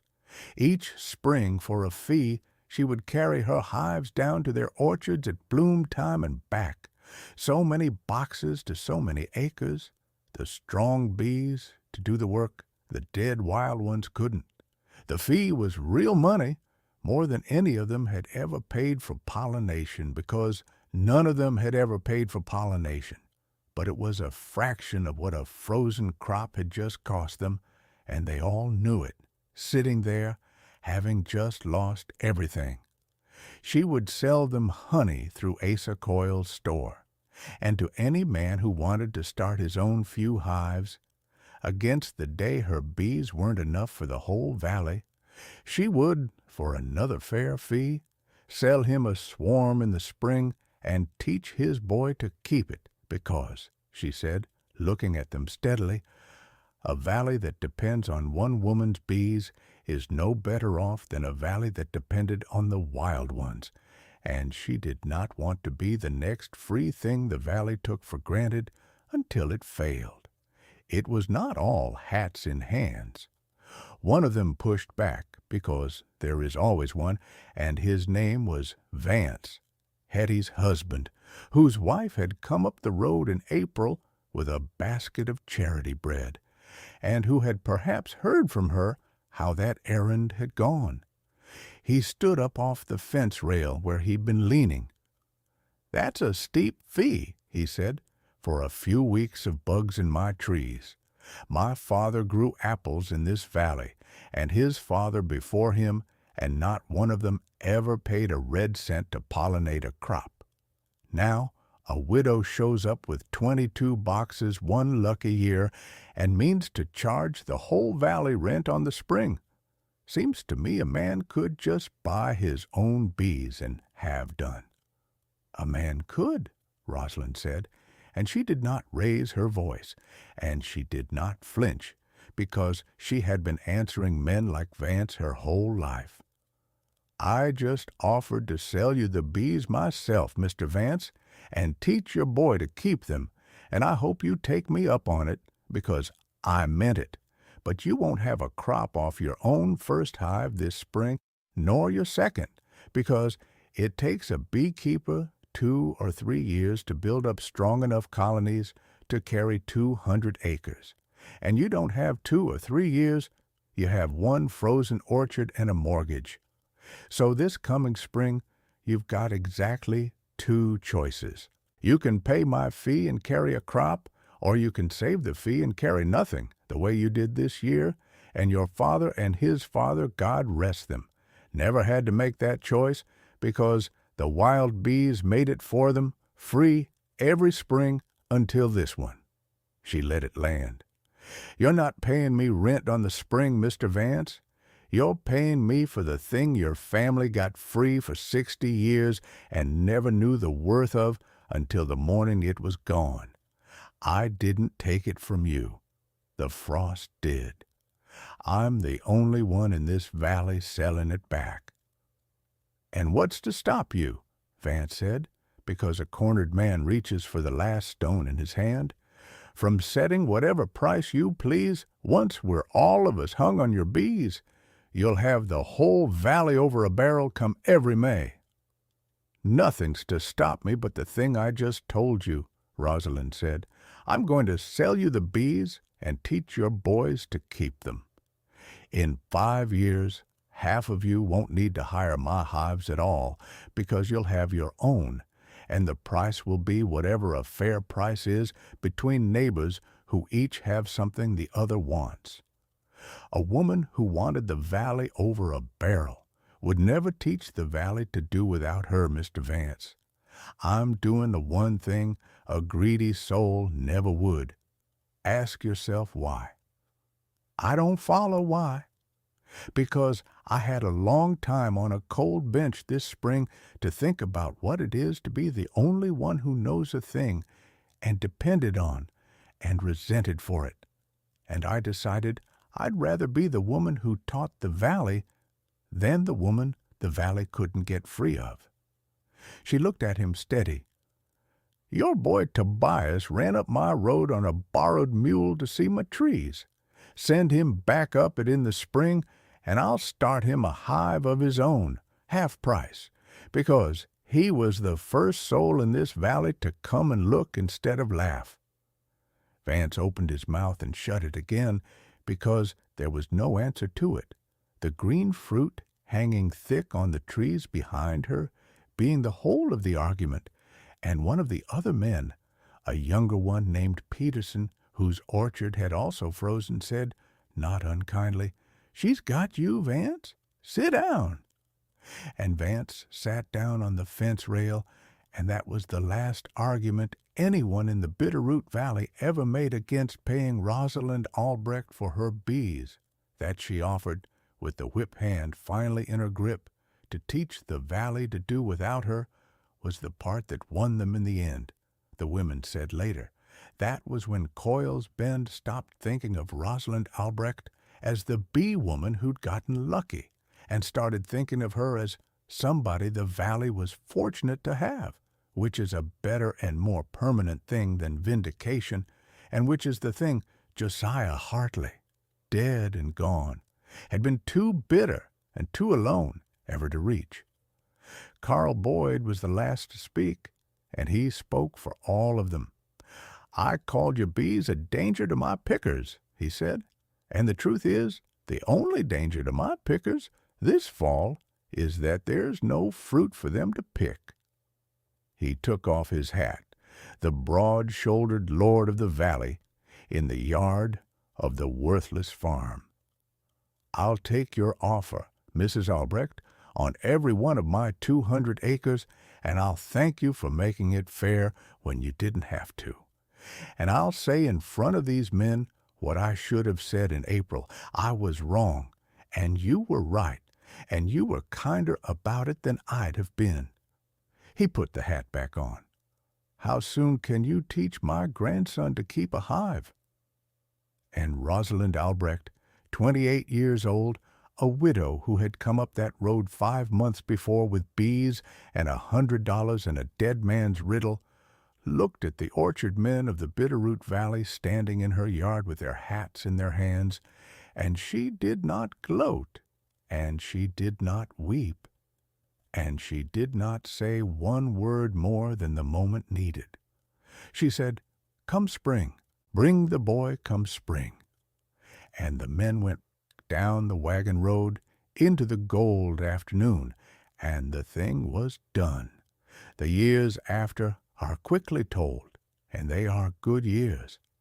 And the audience for this story has earned a glimpse of them, because we did not come up this long road to leave Rosalind on the hill at the moment of her victory and ride away. We came to see her settled. The 40 barrels became 400, and the 400 became, in the good years, 8, and the 22 hives became 40, became 80, became, within 5 years, 200 and more, the largest bee yard in the Montana Territory, and every spring she carried them down the valley in the dark, the way Anton had taught her, to the orchards of the men who had laughed, and the bloom was carried, and the valley made its crop, and the falling number that had ruled her first cold April was a thing she could hardly remember the feel of. She never did spend Josiah Hartley's 800 in gold. She kept it buried where it was, under the old skep stand on the south fence line, and added to it against the next hard year a beekeeper knows always comes. And as far as anyone knows, it is buried in that valley still. There is more to tell of the years after, and I'll tell it, because we did not come up this long road to leave her at the moment of her victory and ride away. Peter kept the bees after her. Greta, who at 5 had stood up on a wagon seat and announced to a whole scornful town, "We have 22 boxes of bees. They are ours," grew up to be the one who wrote it all down, the late frost and the gold afternoon and the dead man's letter, in a memoir that a Montana Historical Society printed long after, which is, in truth, where a good deal of this account comes from, so that if some of it sounds like a daughter's love of her mother, it is, and it is also true. But the picture I want to leave you with is not the 200 hives or the ribbons or the comfortable old age. It is from the very end of that first impossible year, the November after the frost, the first hard winter on the bench, the kind of winter the wagon driver and Pruitt and the April Carl Boyd had all sworn she'd never see the far side of. The snow came early and deep that year, the way it does against the Bitterroots, and one still cold evening Rosalind Albrecht went out to her bees in the blue dusk, the way she did every evening, to listen. You cannot do much for bees in winter, but leave them their honey, and shelter them from the wind, and listen. And a beekeeper learns to put an ear against the cold side of a hive, and hear, inside very faint, the low, steady hum of the cluster, 50,000 bees drawn into a ball around their queen, shivering their wings in the dark to keep her and themselves alive through a Montana winter on the honey they'd made in summer, a warmth they generated out of their own bodies against a cold that wanted them dead. She went down the rows in the snow and the falling dark, and she listened at hive after hive, and out of every one of them came the same sound, the low, warm, living hum. 22 of them and the split she'd made besides, every colony alive, every colony warm at its heart in the killing cold, exactly the way her own small family was alive and warm in the cabin behind her, exactly the way her 8 protected acres had come green through the frost while the whole valley froze. She stood there a long while in the snow, listening to the warmth her bees made out of nothing but each other against the dark. The thing the whole valley had laughed at, the thing a dead man had buried gold to protect, the thing that had carried the only living bloom in the Bitterroot through the late frost of 1887. And then she went in to her children, and the door closed, and the lamp came up gold in the one window at the head of the road, and down in the valley, in the dark, the orchard stood bare and waiting for a spring that this time, and every time after, would have something alive to carry it. They had said she wouldn't last the season. She lasted 40 years. And the valley that mocked her 22 buzzing beehives lived ever after, on the lesson the late frost taught it the spring.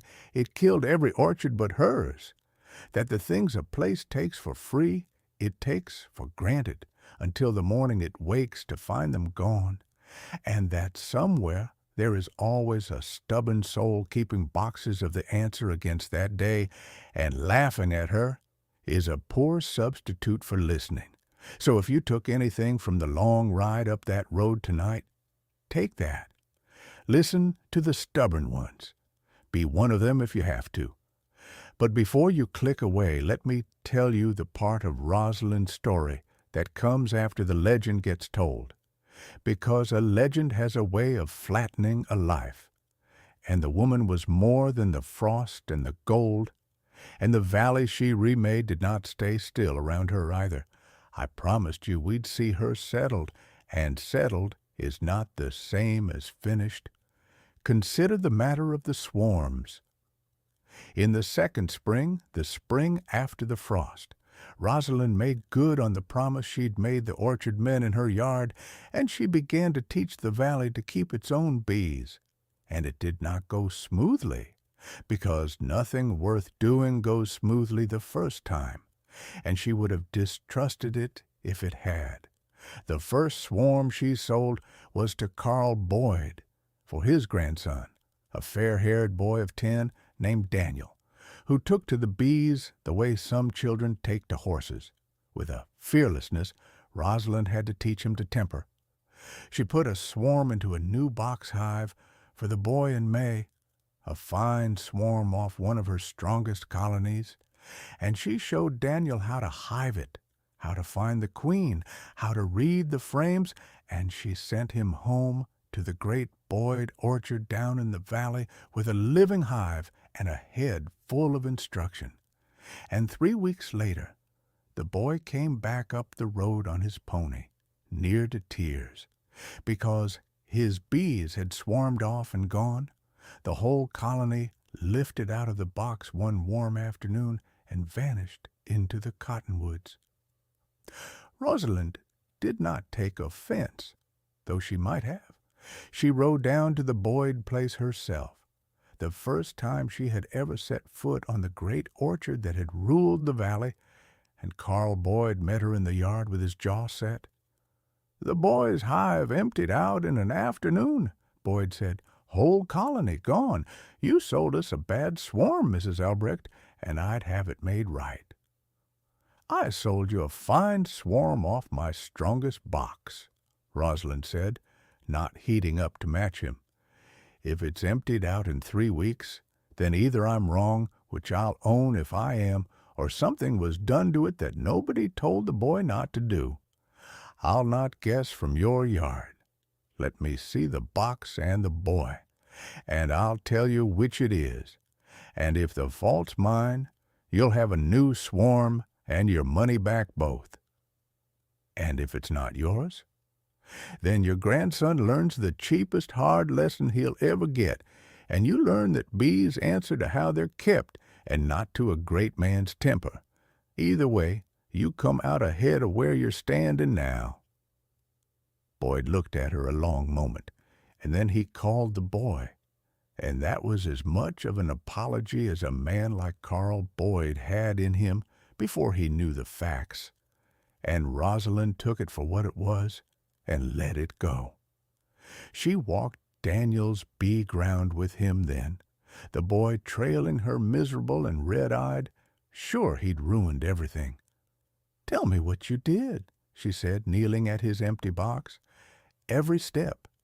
Don't leave a thing out, because you're ashamed of it.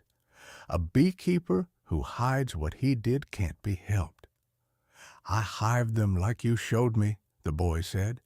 "I found the queen. I watched the frames fill up. They were doing so good. They filled the whole box, every frame, brood and honey both, and I thought, look how strong I've got the strongest hive in the valley after yours. And then one warm afternoon, they came boiling up out of the front and went up into the air in a cloud, and they hung in the cottonwood a while, and then they were gone. I did everything you said. I don't know what I did wrong." "You filled the box," Rosalind said. "That's good. That's what I wanted. It's good and it's a warning, both. And you only heard the good half?" She sat back on her heels and looked at him. "Daniel, a hive that fills every frame, brood and honey, with no empty room left to grow into, will do the oldest thing bees do, the thing they were doing 1,000 years before there was a Bitterroot Valley. It splits itself. The old queen takes half the strength and flies off to start a new home and leaves the rest behind to raise a new queen. They call it swarming. It's not your bees gone bad. It's your bees gone right, too crowded, telling you plain as day weeks ago that they needed more room, and you didn't give it because nobody told you to look for it. That's not a bad swarm, boy. That's a good colony that did exactly what a healthy, crowded hive is built to do, and the fault's not in you, and it's not in them. It's only in the one thing you didn't know yet." The boy's face came up a little out of its misery. "So I can't keep bees." "So you can keep bees," Rosalind said, "now that you've learned the one thing this morning cost you, which you'll never have to learn again as long as you live. Next time you watch a box fill, you set another box on top before the last frame's full, and you give them the room before they have to ask you for it by leaving, and they'll stay, and they'll fill that box too, and you'll have honey instead of an empty hive and a sad face." She found the trouble plain in about 10 minutes, the unroomed box, and she said it all out loud, to the boy and to Carl Boyd both, standing in the Boyd orchard, where the apple trees were that spring carried by her own hives and hung heavy with the first good fruits that the place had seen since the frost, and Carl Boyd listened to a woman explain bees to him on his own ground, and he did not bristle, because the green fruit all around them was her argument, and it could not be answered. "So it was the boy's doing," Boyd said, "not the bees." "It was nobody's doing," Rosalind said. "It was the boy not yet knowing a thing he didn't know. That's not a fault, Mr. Boyd. That's the start of learning a craft. The only fault would be in not coming to ask." She looked at the boy. "You did right to come ask, Daniel.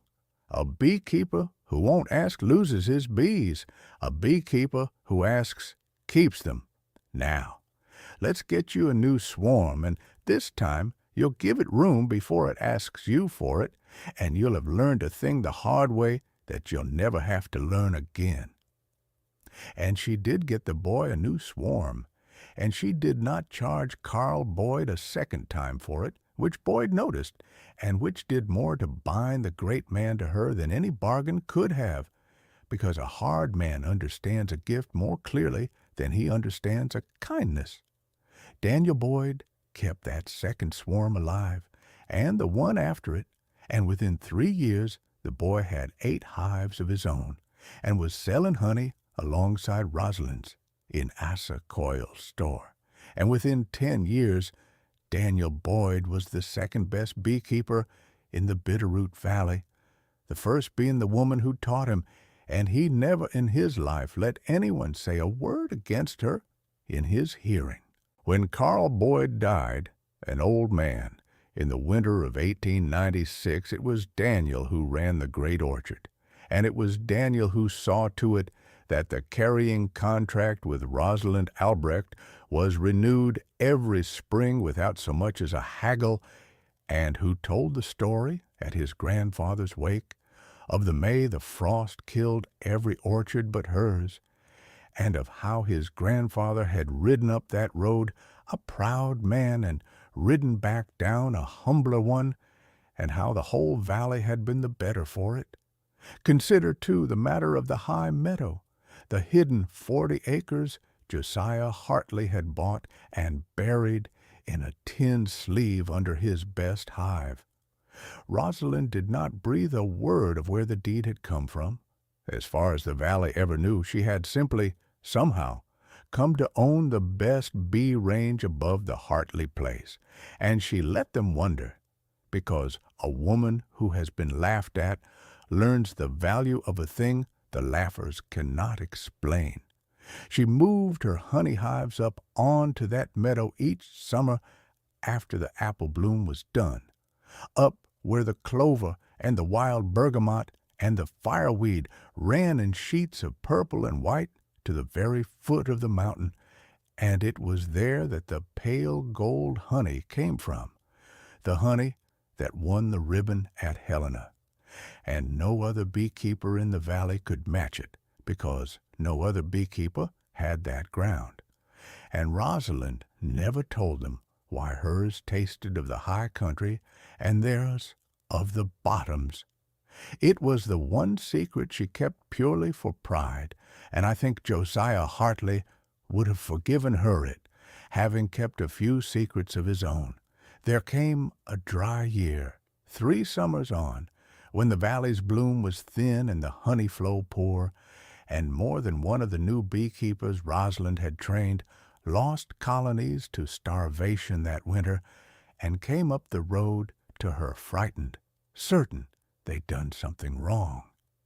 The Peterson boy came first, a grown man now with 3 hives of his own, and he stood in her yard turning his hat and could hardly get the words out. "2 of my 3 are dead," he said. "Opened them this morning. Just a brown drift at the bottom of the box. The whole colony, dead in a heap around nothing. I did everything the same as last year. The same. Why are they dead and yours alive?" "What did you take off them in the fall?" Rosalind said. "All of it. Same as you taught Daniel that first year. Fill the supers. Lift the frames." "How much did you leave them?" The man stopped. "Leave them?" "For the winter. How much honey did you leave in the box for the bees to eat?" He looked at his hat. "It was a good year the year before. They'd made so much. I took it. I figured they'd make more in the spring." "There it is," Rosalind said, and she did not say it unkindly, because she had buried colonies of her own learning this very thing years back, before he was keeping. "Sit down a minute. Here's the hardest lesson in the whole craft, and it's the opposite of every other kind of farming, so a farming man gets it wrong near every time. You don't fight a bad year by working harder. You fight it by taking less. A hive that goes into a Montana winter needs 60 pounds of its own honey to shiver through to spring. And if you've taken it because the autumn looked rich, the cold takes the bees. Greed in a fat year is what kills more colonies than any frost, son. The keeper who strips the box clean in October is the keeper who buries his bees in March, and he never thinks to blame the October for the March. So I starved them. You loved the honey more than the bees, the one season it mattered which. That's all. And now you know it, and you'll leave them their 60 pounds every fall the rest of your life, and you'll lose this lesson's price exactly once." She stood. "Bring me your 1 live hive. We'll split it come spring and start you back to 3, and this time you'll winter all 3, because you'll feed them their own." He listened, because he had seen what her bees did and what his own bees did, and he was not the only one. That frightened winter sent a half-dozen of the new keepers up the road to her gate, and to every one of them she said the same plain thing about the 60 pounds and the greed and the box stripped clean, and the valley learned slowly the patience that a craft requires, and Rosalind Albrecht watched them learn it with a satisfaction deeper than money, because she was watching a place that had once mocked a skill come, season by season, to respect it. And there was the matter of her own grief, which I have not dwelt on because Rosalind did not, but which was real. She had loved Anton Albrecht, and she carried him up that road in everything she did, in the southeast-facing rows and the framed box hives and the dusk moving of the colonies and the very idea of the place, which the 2 of them had dreamed in the smelter smoke, and which she had had to come and build alone. There were nights that first winter listening at the hives, when the warmth the bees made out of each other in the dark seemed to her a thing she could not bear, because she had no one to make it with, and she would go in and bank the fire and lie awake. The marriage to Loomis the school teacher years later was a gentle thing and a real one, but it did not erase Anton, and Rosalind never pretended it did. She named her first hive each spring, the first new swarm she hived fresh, the Anton hive, a small private ritual the children knew, and the valley did not, every year of her life. The bees had been his idea before they were her empire, and she never said it aloud to the valley, because Some things you say only to the dark side of a hive in the snow. When Rosalind Albrecht was an old woman, white-haired, still living in the cabin at the head of the road that she had added rooms to over the years until it was a proper house, a young man came up from the territorial newspaper, which was a state newspaper by then, to write the story of the legendary bee woman of the Bitterroot. And he sat in her kitchen with his pencil and asked her the question everyone always asked, which was how she had known. How had she known to bring bees to a valley that didn't want them? How had she known the frost would come and the wild bees would fail? How had she known to spend her last $100 on the one thing that would make her fortune? People wanted, he said, to know her secret, and Rosalind Albrecht, who could have told him about Josiah Hartley's letter and the buried gold and the dead man's prophecy, and who would have made a far better newspaper story if she had, looked at the young man over her kitchen table and gave him the truth that was truer than the secret. "I didn't know," she said. "Nobody knows. That's the thing the people who laugh never understand. I didn't have a secret that told me the frost was coming. I had a thing I knew was true and useful that everybody else thought was foolish, and the only difference between a fool and a person who's ahead of her time is which way the next 10 years happen to fall, and you can't know that in advance, ever. I bet my last dollar on a true thing being true. That's all. I knew an apple flower can't make an apple without a bee, and I knew this valley had forgotten it, and I knew that being forgotten doesn't make a true thing false. So I held the true thing, and I waited, and it cost me a hard year and very nearly cost me everything. And then the frost came, and the valley remembered what it had forgotten, and they called it foresight. She poured the young man more coffee. It wasn't foresight, son. It was just refusing to stop believing a true thing because the people around me had stopped. Anybody can do that. Almost nobody does. Write that down. If you want my secret, the secret is there isn't one. The young man wrote it down, and it ran in the paper, and people did not believe it, because people would rather believe in a secret than in the harder thing, which is that the woman had simply been right and stubborn at the same time for long enough. But Greta believed it, because Greta had been 5 years old on the wagon seat, and Greta put it in the memoir at the end, the real ending, the one I have been carrying up the road toward this whole time. Rosalind Albrecht died in her sleep in the cabin at the head of the road in the first week of May, in apple bloom time, more than 40 years after she had hauled 22 beehives up that road into a valley's laughter. They found her in the morning, gone peaceful, and Greta wrote that when they went out to tell the bees, which is an old country custom Rosalind had kept, that you must go and tell the bees when the keeper dies, or they will grieve and leave. Greta walked the rows of hives in the apple-bloom dawn and put her hand on each warm box and told it, softly, that the keeper was gone, the way her mother had taught her, and that all up and down the valley the orchards were white with bloom that morning, every orchard, the Boyds and the Vances and the Petersons and 100 more, and that out of every orchard in the Bitterroot rose the sound of bees at work, carrying the bloom, grain by grain, flower to flower, because the woman who had brought them had taught the whole valley to keep them, and so the valley would never again wake to a silent spring. That is the picture, not the frost and not the gold.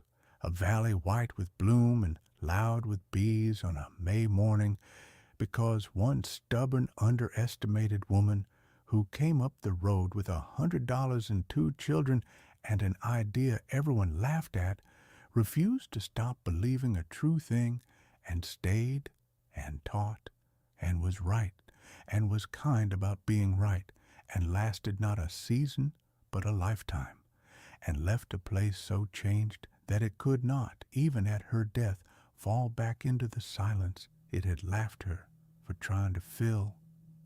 So, I'll ask you one last time, and then I'll let you go. The town you're watching from tonight, the one I asked you to put in the comments at the bottom of the hill, somewhere in it, there's a person keeping their own 22 boxes of an answer nobody wants yet, betting their last $100 on a true thing being true, listening at the cold side of the hive in the dark while the whole valley waits for them to fail. Tell me the name of that town. Tell me you'll listen to that person, or be them if you have to. And if the long climb up Rosalind Albrecht's wagon road warmed you the way her bees warm that mountain bench through the killing cold, then leave that like and stay a while, because I've got another road to take you up, and another stubborn soul at the head of it the next time the bell rings